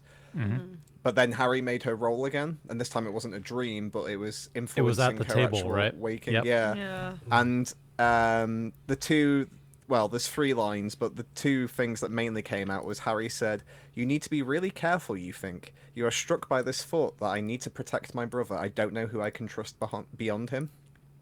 And then the other one was, Elowen, remember the black water. So this was before she then made another saving throw to kind of snap herself out of it, but some shenanigans going on. Yes. Yes, there are. I know that the obvious fan theory at the moment is that it's the sword. And Kenneth, I believe we have a... Are we gonna disclose the work? Yeah, we can do now. The work. It's beautiful and important. It's still incomplete, but I'm getting there. I only have 1 episode left to go. Let's get it. Oh my goodness, I had only looked at this a little bit earlier. So you've got timestamps and everything here. Yeah, so I've done timestamps now from like the start of when each one is, and then I've 32's when Elowen got the greatsword originally, so I've done like a brief description of what happened in 32. Then I've done a description of 37 because that's the first time Elowen used the sword in combat. Yep. And then 38 was 37 was her learning how to use the greatsword. That was her training with Radiant. Yep. And then 38 was her using the sword against the spinner. And then 39 is when all the weird stuff started happening. So she got 2 12s in a row. So in episode 39, she got a 12 to fail, and she had a dream. And then in episode 41, she got a 12 again to fail. And then she also got an 8. And then 42 is the one I still need to do, but that's the one where, cast spoilers, Elowen has a solo dream. Yep. With everybody else out of the room. Yeah, Right. Yeah, because they are implicated. for reasons, yes. And then 43 is the one where, yeah, she initially failed during their conversation at the table. But then Ellen was able to kind of withhold it with her first pass to, and that's when Yep. she went outside of the tavern and all the shenanigans happened as she was outside. And then she managed to pass her saving throw again to have a good night's sleep for a change for the first time in In a while, right? Yep. yeah. Yep. Yep. Anything else before we talk briefly about the march and get to the cliffhanger? Dwarven romance. Oh yeah, I forgot about that. I literally wrote Dwarven romance ? Elwyn witnesses like the two dwarves from the thing. Yeah, the dwarf with the smithing hands. Yeah. Exchanging like the one was giving the other good boots and was like, "You're a good man." And I was like, "Oh my god, it's them, it's romance." That was very funny. Everyone just going, "Oh my god." Like, "Oh my gosh, dwarven romance." I also let's see, I have in my notes party trying to call Moloch. Number one note under that was I cartwheeling after being pushed. Another trapeze boy. But also, and I may have misquoted this, so like pardon the misquote because it like obviously I can't pause to like rewrite. But I said I wanted to send a message. I was very drunk. And the message he came up with was, I looked in your eyes and saw you're a coward. You ran from a god, but also a kobold. And I was like, that's very good. That's very good. You're drunk, but you're very good. That's a really good one. I love how they were like, yeah. Like, You were that's drunk, but you're on point, actually. You're cooking. Yep. I also appreciate that like we've gone from like Dolly kind of, well, not reconnecting, but Dolly kind of having to suffer her ex again and everything from that to then transition to Dolly drunk texting the spinner. It's just like I feel like it's like I feel like we're watching like a Hallmark movie. Yeah. It's like Dolly's like, no, I've killed my ex, everything's fine. It's just like, hey, Spinner, you up? I also wrote because I like writing like really silly things that people say out loud. So I really loved there. I have two here. I have sporod, and I also have the oldly dead. Yeah, all that's good. just bangers. I also wrote bird team, but I feel like bird team is a given. But I just really thought that those were silly. Silly little things. Also, rash decisions coming up. Those words specifically, rash decisions. Yep. But hey, at least we got a cool light show out of it. Yes, we did. Yeah. Yes, we did.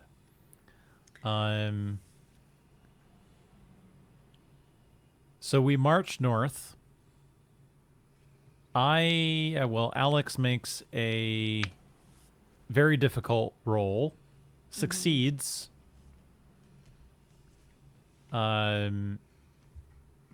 Picks the tiefling out of the lineup, basically. Doesn't really understand the significance of picking them out of the lineup. That significance will come up in a moment. And then we get introduced to the Rangers of the Fen. We get introduced to a hottie, a certified babe. Apparently. An addition to the pantheon of hotties, or what did I write? Yeah. The pantheon of hotties. I think the implication from the cantrip was that I think Alex even said that the mini is hot. Yeah, I think there was some discussion in the action search too about like how handsome he's going to be. Like, he has a real underbite, and everyone's like, ooh. I feel sorry. Like- I feel sorry for Torian now, though. It's like Yeah. he's trying to flirt with Dolly, and now she's got like a hot orc boy. Yeah. And I like, listen, if no one can deny it, like, unfortunately, like, he's Just hot. doesn't do it for me. But you guys do you. I mean, he doesn't exist, so I just hear them all go, yeah, he's really hot. And I'm like, all right, everyone thinks he's really hot. If you say so. I mean, Radian thinks everybody's kind of hot. He thinks everyone's into him, too. So it's like, can we take his word for it? I don't know.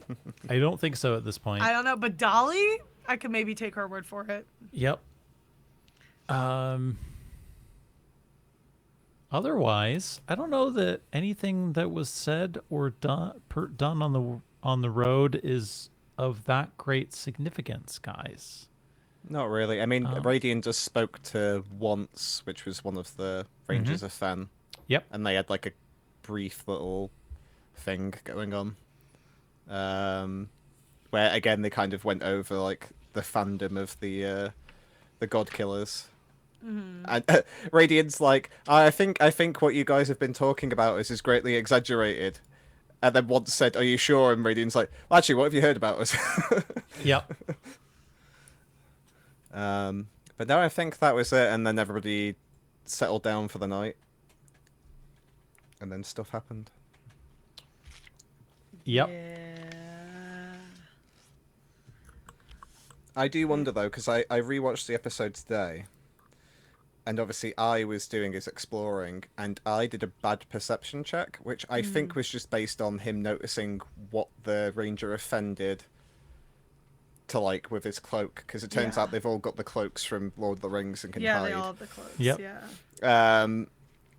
So the fact that Harry said, like, Alex got a bad roll and Harry was like, oh, that's perfect, that actually works out. I don't know if that's because of the thing that happened next. Yeah. Or if it suited the story, because I wanted to go explore after that person anyway, I'm not sure. But it's just the way he said it, he sounded too happy about it. Yeah. Yeah. Like, hard. I was the only one thinking, and then he had a bad roll. It's obviously hard to know. Obviously hard to know. And one thing that Harry has been very good at is reacting to perception and insight checks and not being like, that was a pass or a fail, but you don't. There's nothing out of the ordinary about this particular person, or you don't notice anything. Does that mean that there was something to notice, or does that mean that there just wasn't anything to notice? Oh, well, speaking of which, that is one thing I've just remembered now. I did show the jar of wasps again to Lovak to see if they Yes. reacted, which Yep. was the thing they did last time with Dolus. Because Yep. he really thinks the wasp is nearby. He's like sitting here like, guys, I'm worried about the wasp. And I was like, no, we should trust people. Yep. Okay. It'll be fine. It'll be cool. fine. Everyone's chill. Yeah, it's that catch-22, isn't it, with the players, where you think, as a metagamer, you would go, this we've had it too easy for too long. Something's going to happen soon. But as characters, you wouldn't necessarily think that. No. And honestly, it hasn't been that long since they were under the gun, right? Like, it's 2 and a bit episodes, right? Really. And like 3 days in game Yeah. time. Yeah. So yeah, the idea that, you would be, oh yeah, let's have our guard up at all times, etc. Like, you just, like, yeah, I mean, you can't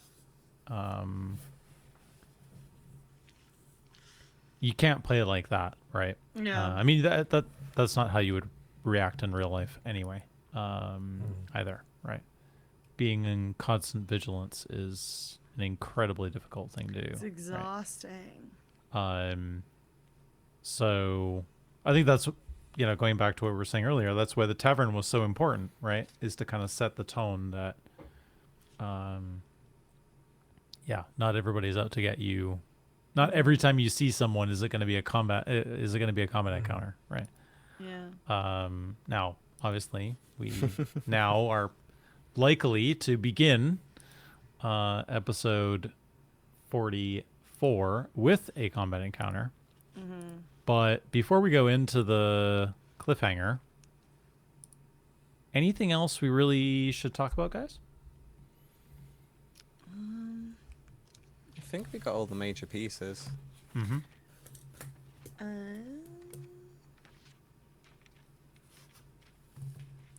I guess the other thing was the letter, but we've already kind of gone through that now. Yep. But it was like Yeah. the letter and the seal and everything. And Sorry, go ahead, Doc. Bertine, of course. But yeah. Bertine. How I find it amazing that we started the episode saying Bertine like 5 times and then we haven't mentioned it again the entire rest of the episode. Bertine. Well, earlier I said obviously Bertine, under the assumption we would talk Go about with it. Bertine, because I didn't want to take up too much time about Bertine.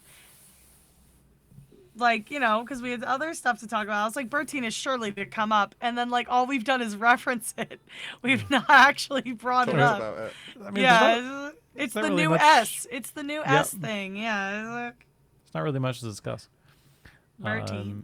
Not yeah. in this Bertine economy. Apart from that, it's now going to be our cultural identities for the next however many weeks until the next thing. I still haven't figured out the best way to put it in my name because my name Yeah. is just too long for me to just throw it in there. So I have to replace a word. And it's do you replace my name, not in this action economy? Or do you replace economy and do not in this action Bertine? I don't know. I don't know what the best option here is. Because I do like that. I am quite proud of, and Harry did have a nice chuckle about that when I explained it to him at PAX. And I was really quite pleased that he liked it since he inspired it. And I would feel bad if I took it away for frickin' Bertine. Bertine.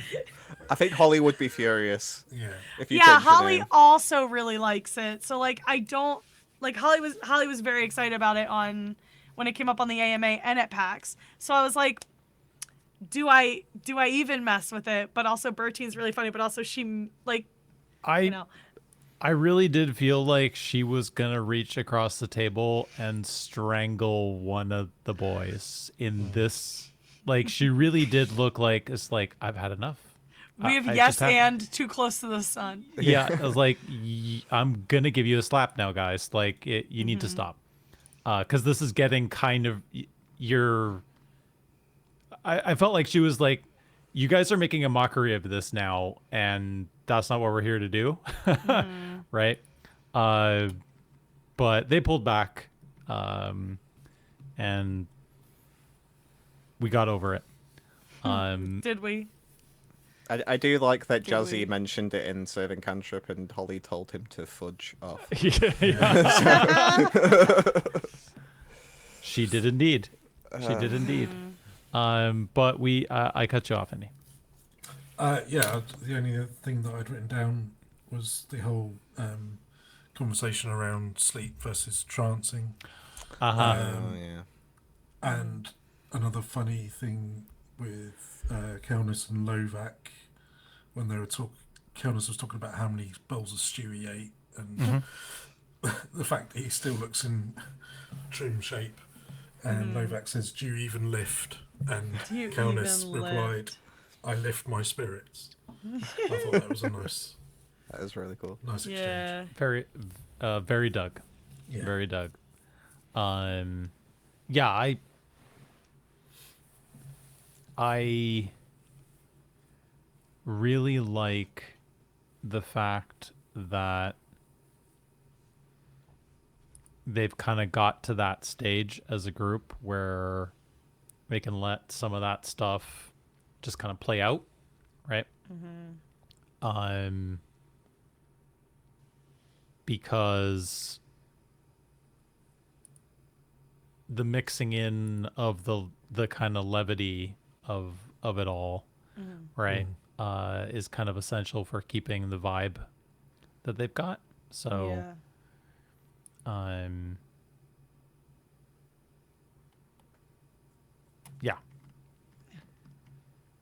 So,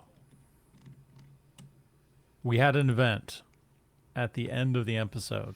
We surely did. And maybe this is our mini prediction. Okay.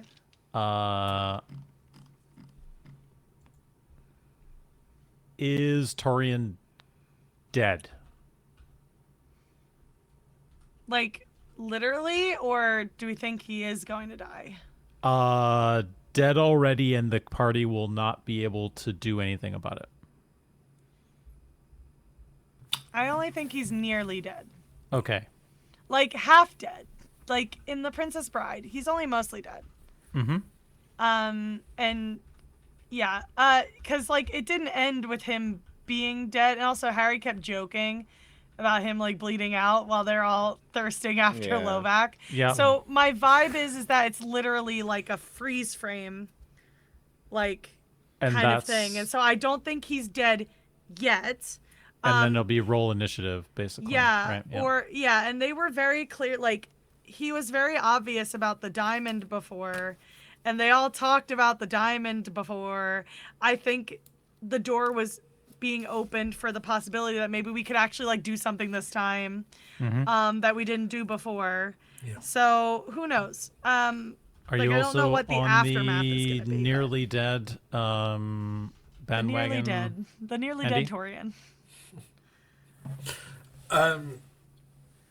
It's either he's bleeding out and he will effectively roll death saves on a set initiative, or he has decided that he is actually dead, but they've still got a minute effectively to get the revivify off. So if there is combat, they've literally got, you know, So not permadeath, basically. yeah. Kenneth. My prediction is he will die. But he's not dead yet. He's not dead yet, but he will die, and then they will have to burn a diamond. I think this is all a secret ploy for Harry, for them to get rid of one of those diamonds, I'm so that they only telling have one you. resurrection. Yeah. So, I think Harry's endgame is to try and kill Torian, but I think currently he's still alive from like the end of that episode. So you're thinking Revivify will be cast then? Yeah, I think because the trouble is, it's what two lost death saves for each time he's hit. So if like we don't know exactly what the specifics are, but even if like the crossbow person decides to try and shoot him once again, and he's at like a very dangerous slippy slope. Yeah. Definitely. I'm gonna go with he's dead. Yeah. Just for flavor. Just for a little like bit him. of fun. We were joking about it after the action surge. I think there's, if it were me there and I was Ben Starr, I would be like, I call in a deck of many friends. That would be the first words that I say. I mean, that is a very Ben thing to do. He might At just the beginning do of it himself. Yeah. at the beginning of episode 44. But And the cast did say that they're expecting us to have a new fan favourite person appear in. I think they're intimating it was because they filmed these back to back, that it was at this weekend. yeah, Something would happen that we would. that we really- would Yeah. enjoy. Yeah, Yeah. It has to be the dwarf with the mustache, surely. Well, it could be. I mean, could be. Certainly could be. I think this might have been the weekend where they filmed 3 episodes, maybe. Yeah, Harry did mention, did drop the word tomorrow Yes. in the action surge. Yeah. So, I mean, Holly also said at the end of the episode, "Oh boy, Yeah. we're it's a good thing we're filming tomorrow." yeah. Isn't it just? Yeah. So, And Harry had to be driven home by Holly and stay at Oh, Holly's yeah. house. yes. Oh yeah, that's Yeah, unfortunate. Probably due to YouTube monetization, we can't say the specific things we were talking about during the watch party, but it involved Harry disappearing. Oh yes, yeah, Yes. Just Yes, like it our did. Yeah, it was Harry, quite which, funny, yeah. by the way, that's where he is. yeah. No one's seen Holly him got yet, him have because they? Did he Holly made- get him he- as well? He made a joke with her in the room. He's gone. That's why he's not here this week. Trouble's got him. afoot. She got him. She got All him. right. Anything else on 43 before we really do dip into predictions for 44? That's a fun one. Yeah. Fun. Then, if not, on 44, so we've got our permadeaths. Do we want to do number of words in the title? Are you going Sure. with? Are you doing with 4 again, Shan? I'm going to do. Oh, I'm so scared because watch me say a different number and it is 4. Yep. You know what? I'll just do 4 again. All I'll right. just do 4 again. Why not? Risk it all. I did 5 last time. All right, why can't we do Bertine? I'm gonna go 1. Ooh. Oh. Andy, you did 7 last time. Yeah, that was far too ambitious. I think I think- 1 is just as unlikely, but go ahead. Yeah, I'll go with 5. 5? I'll take up your slot from last. Excellent. Kenneth? I'm going 3. All right, you that's, take that's the a number nice I was spread. thinking. Yeah, That's a safe that's bet. a good one. My That's my a safe assumption is going to be something along the lines of like Thirst for Vengeance or something like. I think it's got like a really spicy title for the next one. Spicy. Excellent. All right.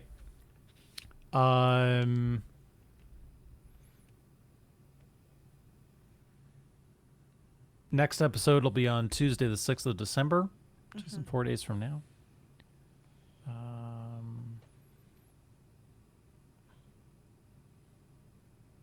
What else? Anything else? Wait. Main predictions, I guess. 9th of Yeah, December. I was about to say. Hold on a second. 9th I of was December. My because brain was the going, the Game maths Awards don't is math. 2 The maths days don't later. math. I 9th didn't of want to be December. rude, but thank you. I was also thinking that. I didn't want to be rude and assume he was wrong, but I was looking at my, because Doc, you're literally right above where the clock and calendar are on my PC. So I looked down when you said that, and I was like, now That's not hold correct. on a second. It's Tuesday, not Thursday. It's what happens when I try and add weeks across months, and Yes. then it gets wacky. Yeah. But Tuesday the 9th, because today's the 2nd, and it's a week from today. Followed by Cantrip on the 11th.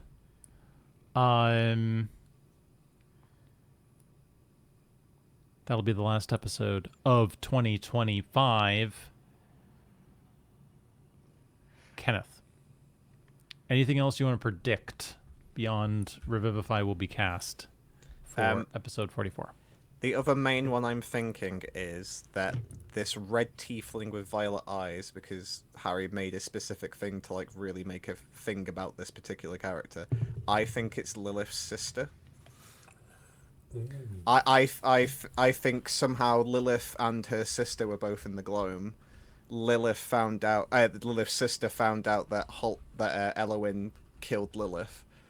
And Lilith's sister's like, well, you've taken my sibling, I'm going to take yours. I'm going to take yours? That's why it's specifically Torian that got targeted. Wow. That is some serious... If that's not the storyline, it should be. Andy. Oh, I got can't anything? match. I can't match. I'm sorry. That I should've level gone last. No, it's fine. That level of spoiler chat. Kenneth was like, IV spoiler chat into his veins. Yeah. I intentionally didn't put it in spoiler chat earlier as well because I was like, oh, it'll be like a cool surprise for I'm later. keeping this for myself. Yeah. That's good. I'll go something generic like they will reach Taliska. In the Oh episode. wow. Okay. Really? You think so? All right. Andy's expecting a cheeky 2-rounder combat. Maybe. Or it could be like a 5-hour epic. You never know. That's also possible. Yeah, I mean, we don't Yeah, know how many people we're fighting. Yeah. If you're still thinking, Shan,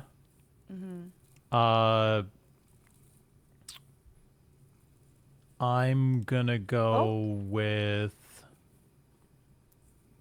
Hello? your cat mustache has arrived. Yeah. She was like pushing my head backwards. I'll go with. I'll actually go with what I said earlier, which is I call on the deck of many friends.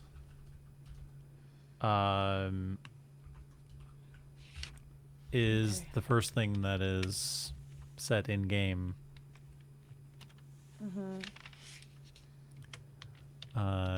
Which I think would be very fitting and cool. It's unlikely, but Oh, is that why you've put Tori in permadeath, because it's going to be Troy Baker's card? Oh God. It could be Troy Baker at any yeah, time. I mean, based on the discussion so far, I'm not sure that there will be an opportunity to save him. So I think it can go either way, obviously. But I'm definitely leaning more on the there will be opportunities to save him, because I think Harry loves a sort of meta, the game within the game a little bit, in these kind of like combat actions where, okay, well, you've got this many turns to do this, and these guys are moving around, and you've got to find these people, and etc., rather than just a roll initiative, let's battle it out kind of situation. Right. So I expect a non-combat encounter inside the combat encounter for this one. But Shannon. I'm torn because I was debating about the deck, but you already said the deck, so I kind of can't say the deck. I gotta come up with something. Stop, ma'am. I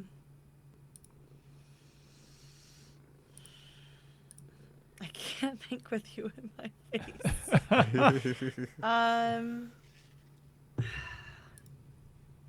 This one's a hard one. Like, I always have trouble specifically with cliffhanger ones.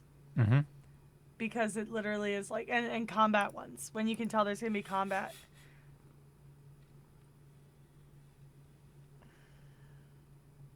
High likelihood of combat on this one. Well, yeah. Definitely going to be some combat. So it's like...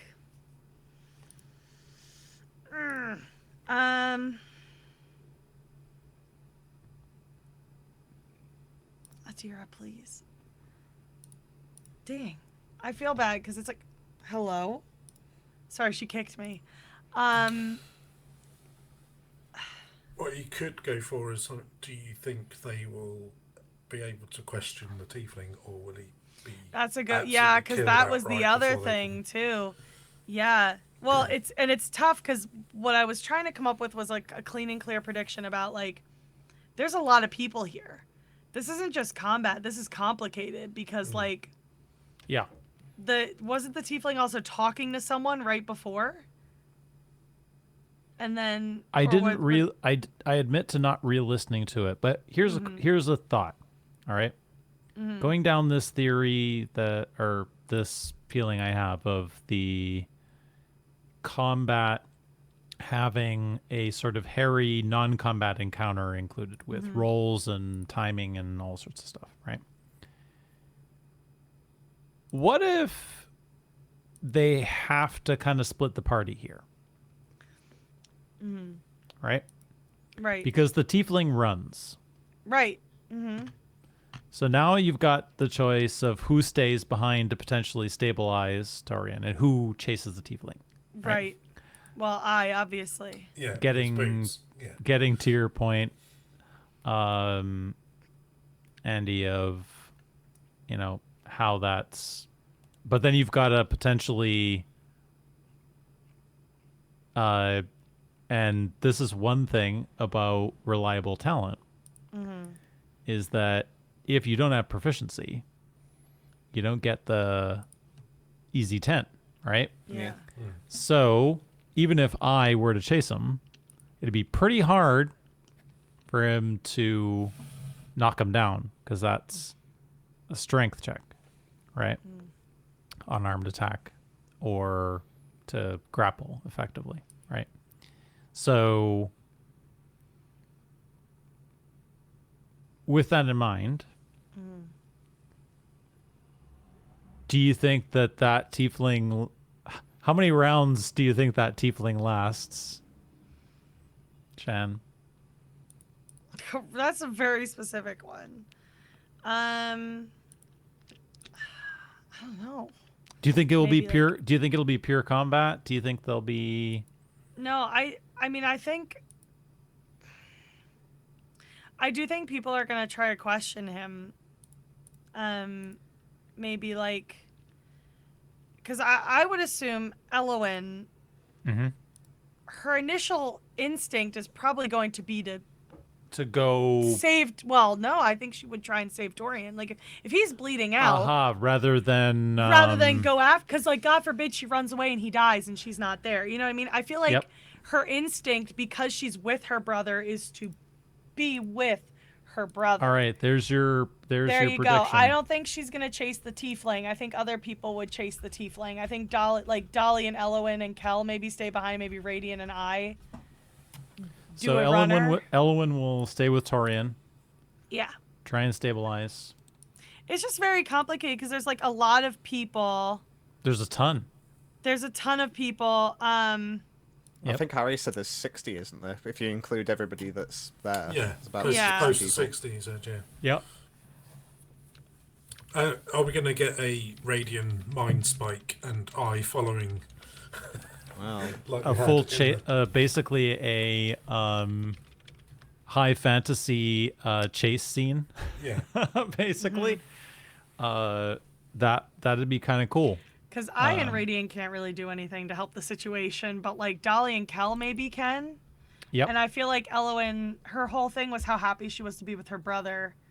And I get like this, maybe even the evil sword would push her to chase after the bad guy, but I think her priority would be to try and save her brother, because that's what she wants to do, is protect and save. You can't do that if you're trying to get revenge. Mm-hmm. So that's my thinking.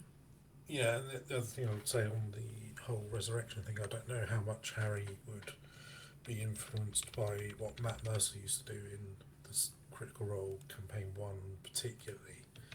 When people died, he would have the ritual be kind of a roleplay part for people as well, to lower the DC that he would eventually roll to see if the Revivify kind of worked. Actually worked. Yep. So that would tie in with, Kel and Dolly would, with people shipping her and Torian having a little bit of a flirtatious relationship at times, whether that would play into it as well. Whether that play into it. Yep. Yeah. No, all good points. All good points. Right. Anything else that we'd like to see or discuss for 44? Bertine, thank you. Will Happy to help. Will Bertine be mentioned at all in 44? It's hard to say, because I feel like that's something Ben would do to try and lighten the mood later, Yeah. after the drama. Mhm. But at the same time, if there's too much drama, he might be like, "This isn't Bertine. This isn't Yep. Bertine time. This isn't Bertine time." time. This isn't time for Bertine." I think, considering how it came up only like a day or so ago in their time from when they filmed it, it's more likely to come up. But if it had been like a Yeah, break because in they're filming, the filming is going to be 2 days adjacent, right? Yeah. So Bertine will be fresh in their minds. exactly. Yeah, if there had been a break in filming, I don't think it would Yeah. come up. Yeah. I feel like Radian would see. Well, I feel like Ben would save it for the most opportune moment to wind up Holly. It's just like, well, Torian's got 13 minutes to survive. Yeah, like, just to piss her off. Yeah. Yep. She gets a backhand, right? All I right. might change mine, Doc, as well to Lilith's sibling, because I thought the tiefling was female, but I could be wrong. So A little sibling. All right. Yeah. Do you think there will be another big cliffhanger at the end of 44? Knowing that we won't have another episode essentially for a month. Yes. Right. Yeah, I think he's just devious enough.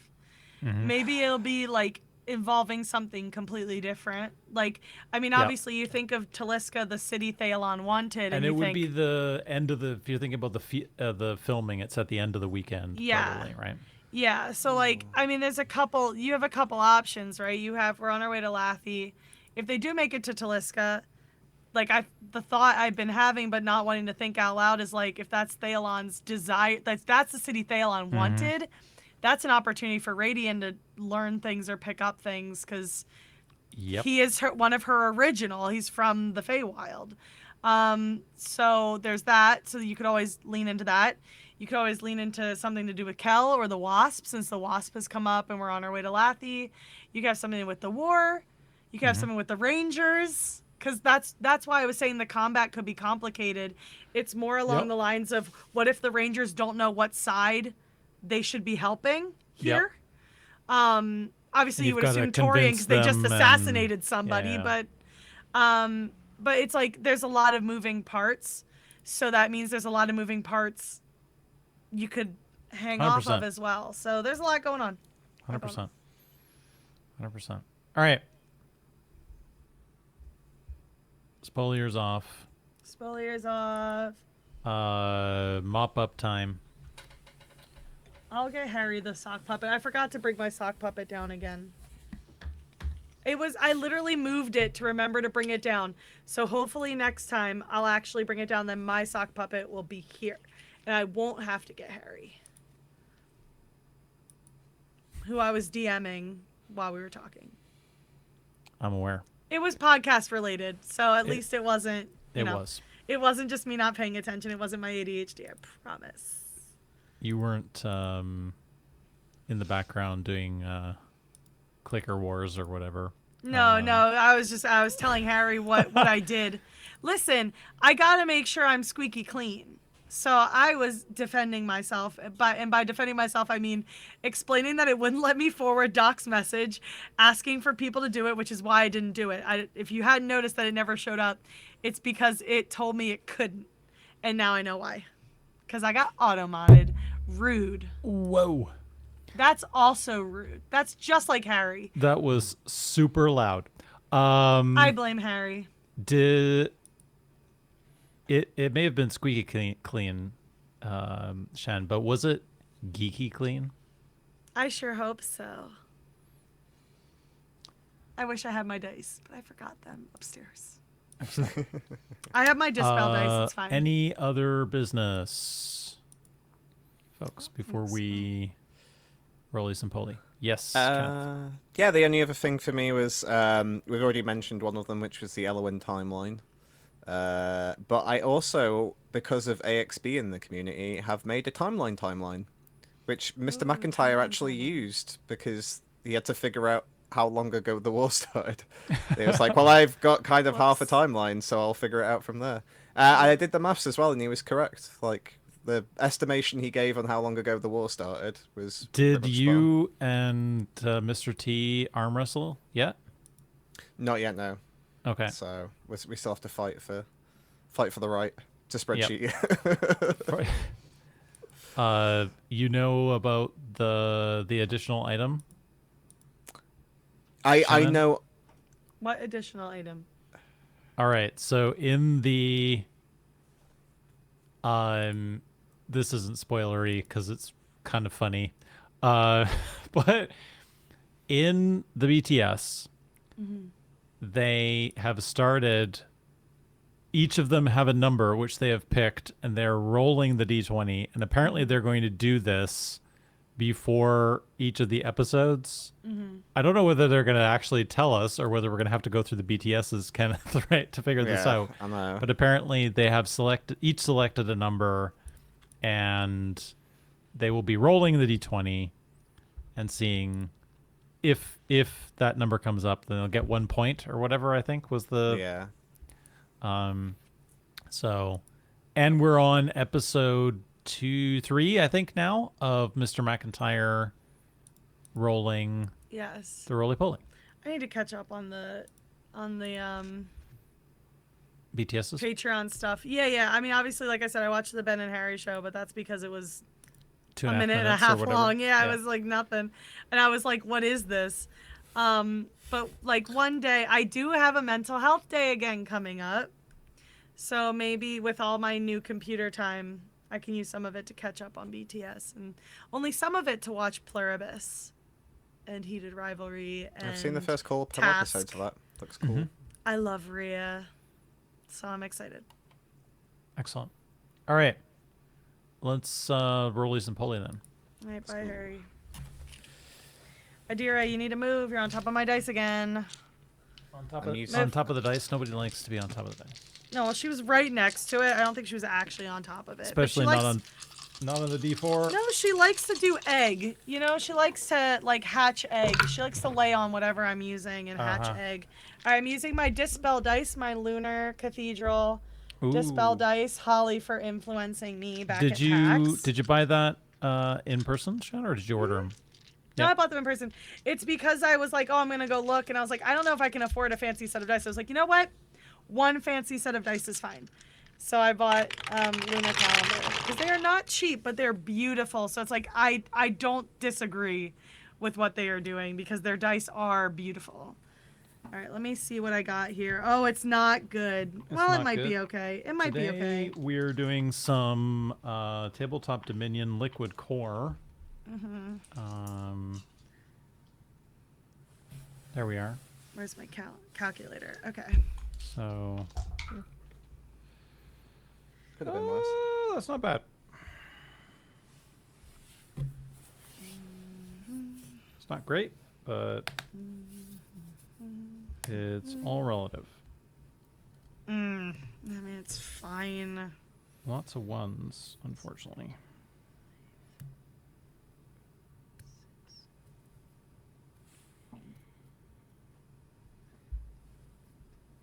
Hold on.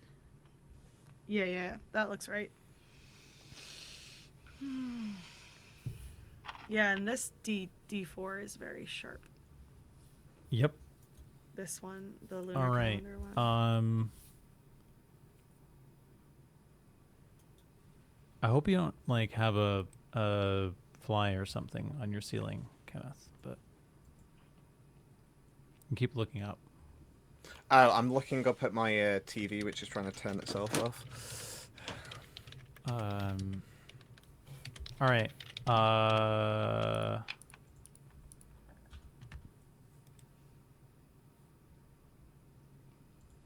Kenneth, your score. 89. 89. Excellent. Are you Andy. putting them in, or do you need me to? 99. 99. Shan, you can put your own in if you want. If you want to. Yay! Feel a job. seen. Yeah. For me, or Shan, you can do mine too if you want. Okay. I've done 2. You can do 2 as well. Okay. I have got 81. I got a 97. Oh, Wow, we're we're all kind of in the same general area. within like 18 or so. Of each No, other. only 1 though, and no 2s. My nat 6 D20 rolled a 20 again. That's like Ooh. the 6th time it's Yeah, I got 56 on my D100, Mhm. 18 on my D20, 8 on my D8, which was nice.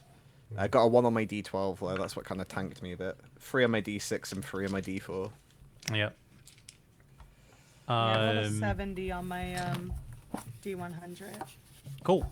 So that gave me a Let's little get boost. Harry's favorite moment. Yes, up. please.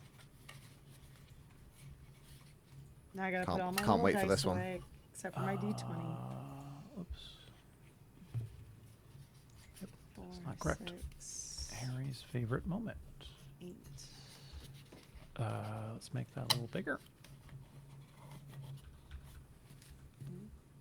And on the screen share. Quote of the episode. Elowen, we're going to be problematic and trying to resist the sword's badness with wisdom saves while downing whiskey. Yep. Sometimes you're just the agent of your own demise. Right.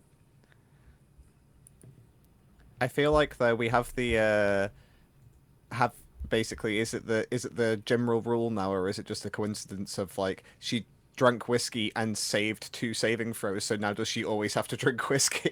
In order to make the saving throws? Yeah, Mm. exactly. Cool. Excellent. Right. As previously mentioned, we will have Mr. Paul Bondy on the next episode, episode 23, Yes. the Michael Jordan episode. Nothing but net. Let's hope so. If you have questions, in the YouTube description, And I'm gonna send it in the Discord. on the podcast, in the podcast channel, send me a DM if you don't want anybody else to see your question. You're really secret. Send Shan a DM. Yeah, I'm gonna put that in there when I post this for a second time and hopefully not get auto-modded. Auto-modded. Yep.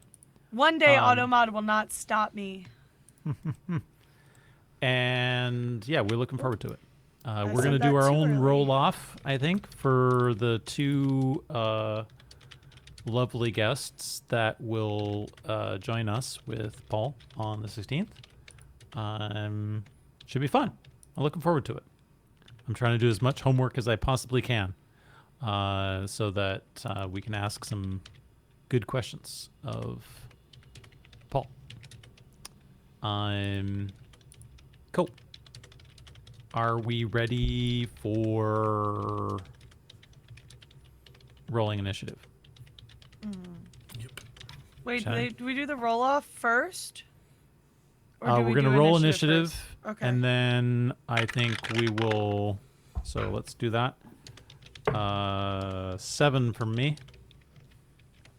6. Natural 6. 18.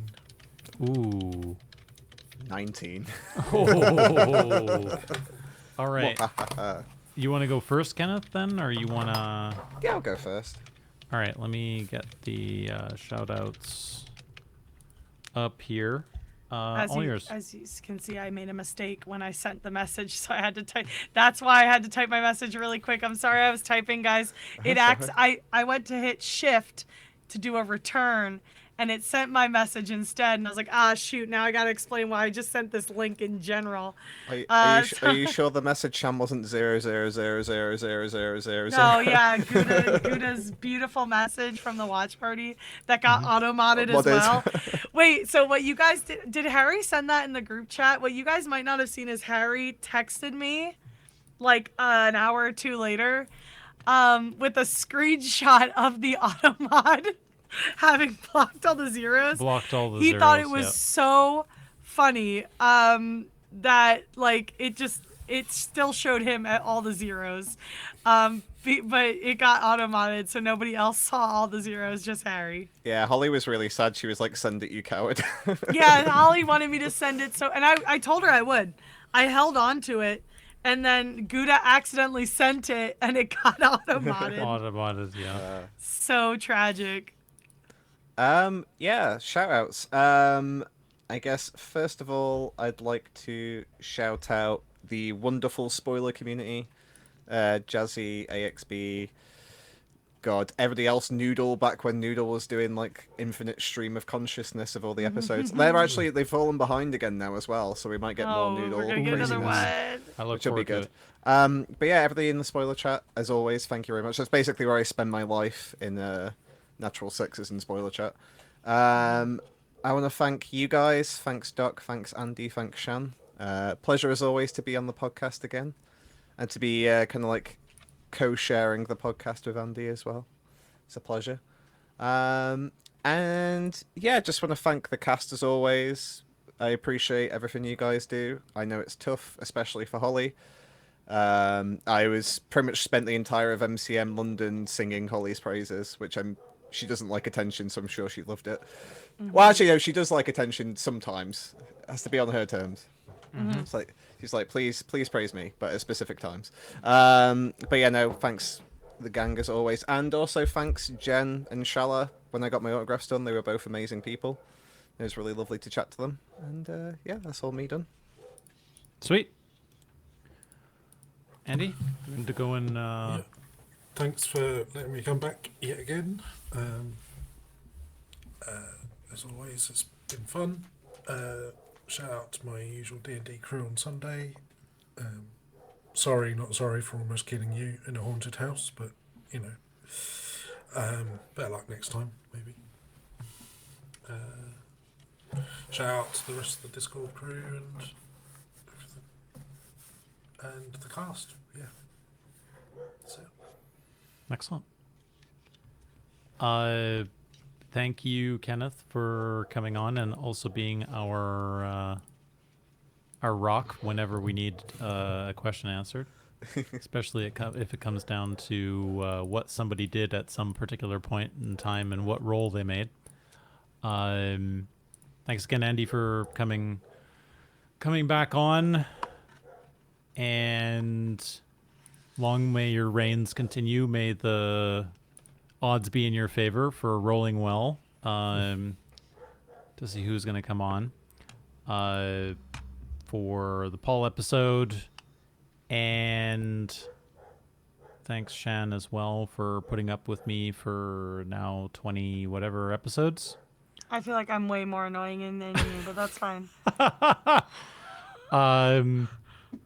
And I think that's it for me. Maybe I'll just say I think the next episode will be our last one probably of the year. We'll be around probably during the holidays if we can maybe convince Kenneth to maybe we do our long-awaited Expedition 33 spoiler cast for fun at some point. Because I might finally get my cameo after my credit card bill rolls over. I might finally do it because I have a good idea, like a fun idea for Benjamin to chew on. I think I'll have a lot of fun with the idea I came up with. Excellent. So maybe Kenneth and I will compare notes and we'll give him some OBS items. Maybe we'll even stream it on Twitch. Who knows? We also have Game Awards watch party we're probably going to do. Oh, that's true. That's true. We do. That's true. We do. Because I requested off that night. Like I'm going to work during the. I requested not to open the next day, so I'm in early, but not super early. It's going to be. What time is it going to be, though, 7 to 11 my time, I think. Usually it's like 7 to 11-ish. So it's going to be like my midnight UK time. Yeah. Probably, yeah. So, but all are welcome if you feel like staying up that late. If you don't, no pressure. Either way, we're going to see Benjamin because, they'll probably try and, now that he's nominated, they're probably going to try and bang on that meme. You'd figure. People love Benjamin Starr and his guns. General chat is very funny right now. If anyone's bored, general chat is very silly. Congratulations on the 35K or however much it was, 53K, one of those. If you know, you know. Good job, guys. We're proud of you. Queer love, baby, and Ben Starr. Oh yeah, we did. Queer Love and Ben Star. We didn't even talk about Queer Love, but No, it's okay. Next time. next time. Queer Love. There's and always Ben Star. there's always time for queer love. Yeah. I mean, I can do it in my shout out. I got Go, this, Shan. guys. I got this, guys. Bring us home. Bring us home. So first of all, thank you guys. Thanks, Kenneth and Andy, for being here. Thank you, Doc, for always being here. I can't thank you for being here if you're always here. So thank you for always being here. Thank you, Burr Team, for the laughs and the confusion. Let's see. Thanks, Holly, for shipping out all the stuff and shipping out all the stuff again. I'm gonna send her like a thank you DM when I get my stuff and be like thank you like 3 times removed. Like a third cousin. Thank you to the duality of Claire Obscure Expedition 33 performance winning speeches. From, as I jokingly called it, bisexual disaster, the industry sucks, and life is hard, and it also sucks, to lesbian queer joy. I'm, pleased as punch for everybody. Good job to the both of you. Have fun going head to head next week. Should be fun. What else? Shout out to Adira and Gouda. This is likely their last episode with us. So shout out to the tail mustaches and kicking me just and not going to be the same. climbing on me. Yeah, it really isn't. It's going to be so much less like distracting, number one. So I saw one of them typed under Kenneth's what he's been doing lately. I didn't notice that until like an hour ago. So we'll miss them. Thank them for their service to Natural Six and the Six Pack Podcast, because they were always very entertaining for everybody, even in the watch parties. Gouda will never send Holly a million zeros again. So tragic. But at least I won't get auto-modded. What else? Is there anything else? Oh, shout out to my friend who got married. She also drew my Warrior of Light. She got like brain worms and was like, "Can I borrow your Warrior of Light for something?" And I was like, "Sure." And of course, it was wedding inspired. It was like tragic wedding inspired. And I was like, "Good." So thank you, Etherix. I'll use their artist name, Etherix. Is there anything else I need to shout out? Do they have a shop? Yes, they do have Maybe an Etsy shop. They actually, put them in there. We'll put them in the description. I will. Throw the link I've in been the shilling. notes. I've been shilling Etherix all day because of like the art they did for me. I sent it in the server too, under the Final Fantasy 14 sub chat. But what's even funnier was after they sent me the art. She's a she they, so I go between the two. After she sent me the art, I was cracking up because she was like, "All right, now I gotta go catch up on all these Etsy orders for after the wedding and Thanksgiving." It was 33.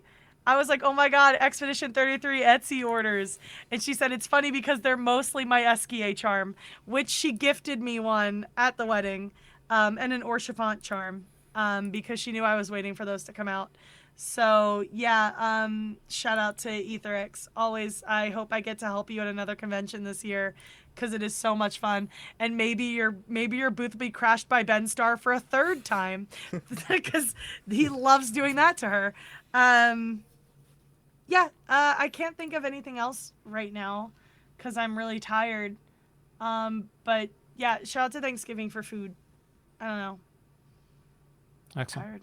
Yeah. Cool. I think that's a wrap. That's a show, guys. We did it. We did it. We made it through 22 Gouda. episodes. I know it's dinner time. It's time to prepare our bodies and minds for the women. For everything. For the women. And For on the that women. note, bye. Bye. Bye. Bye.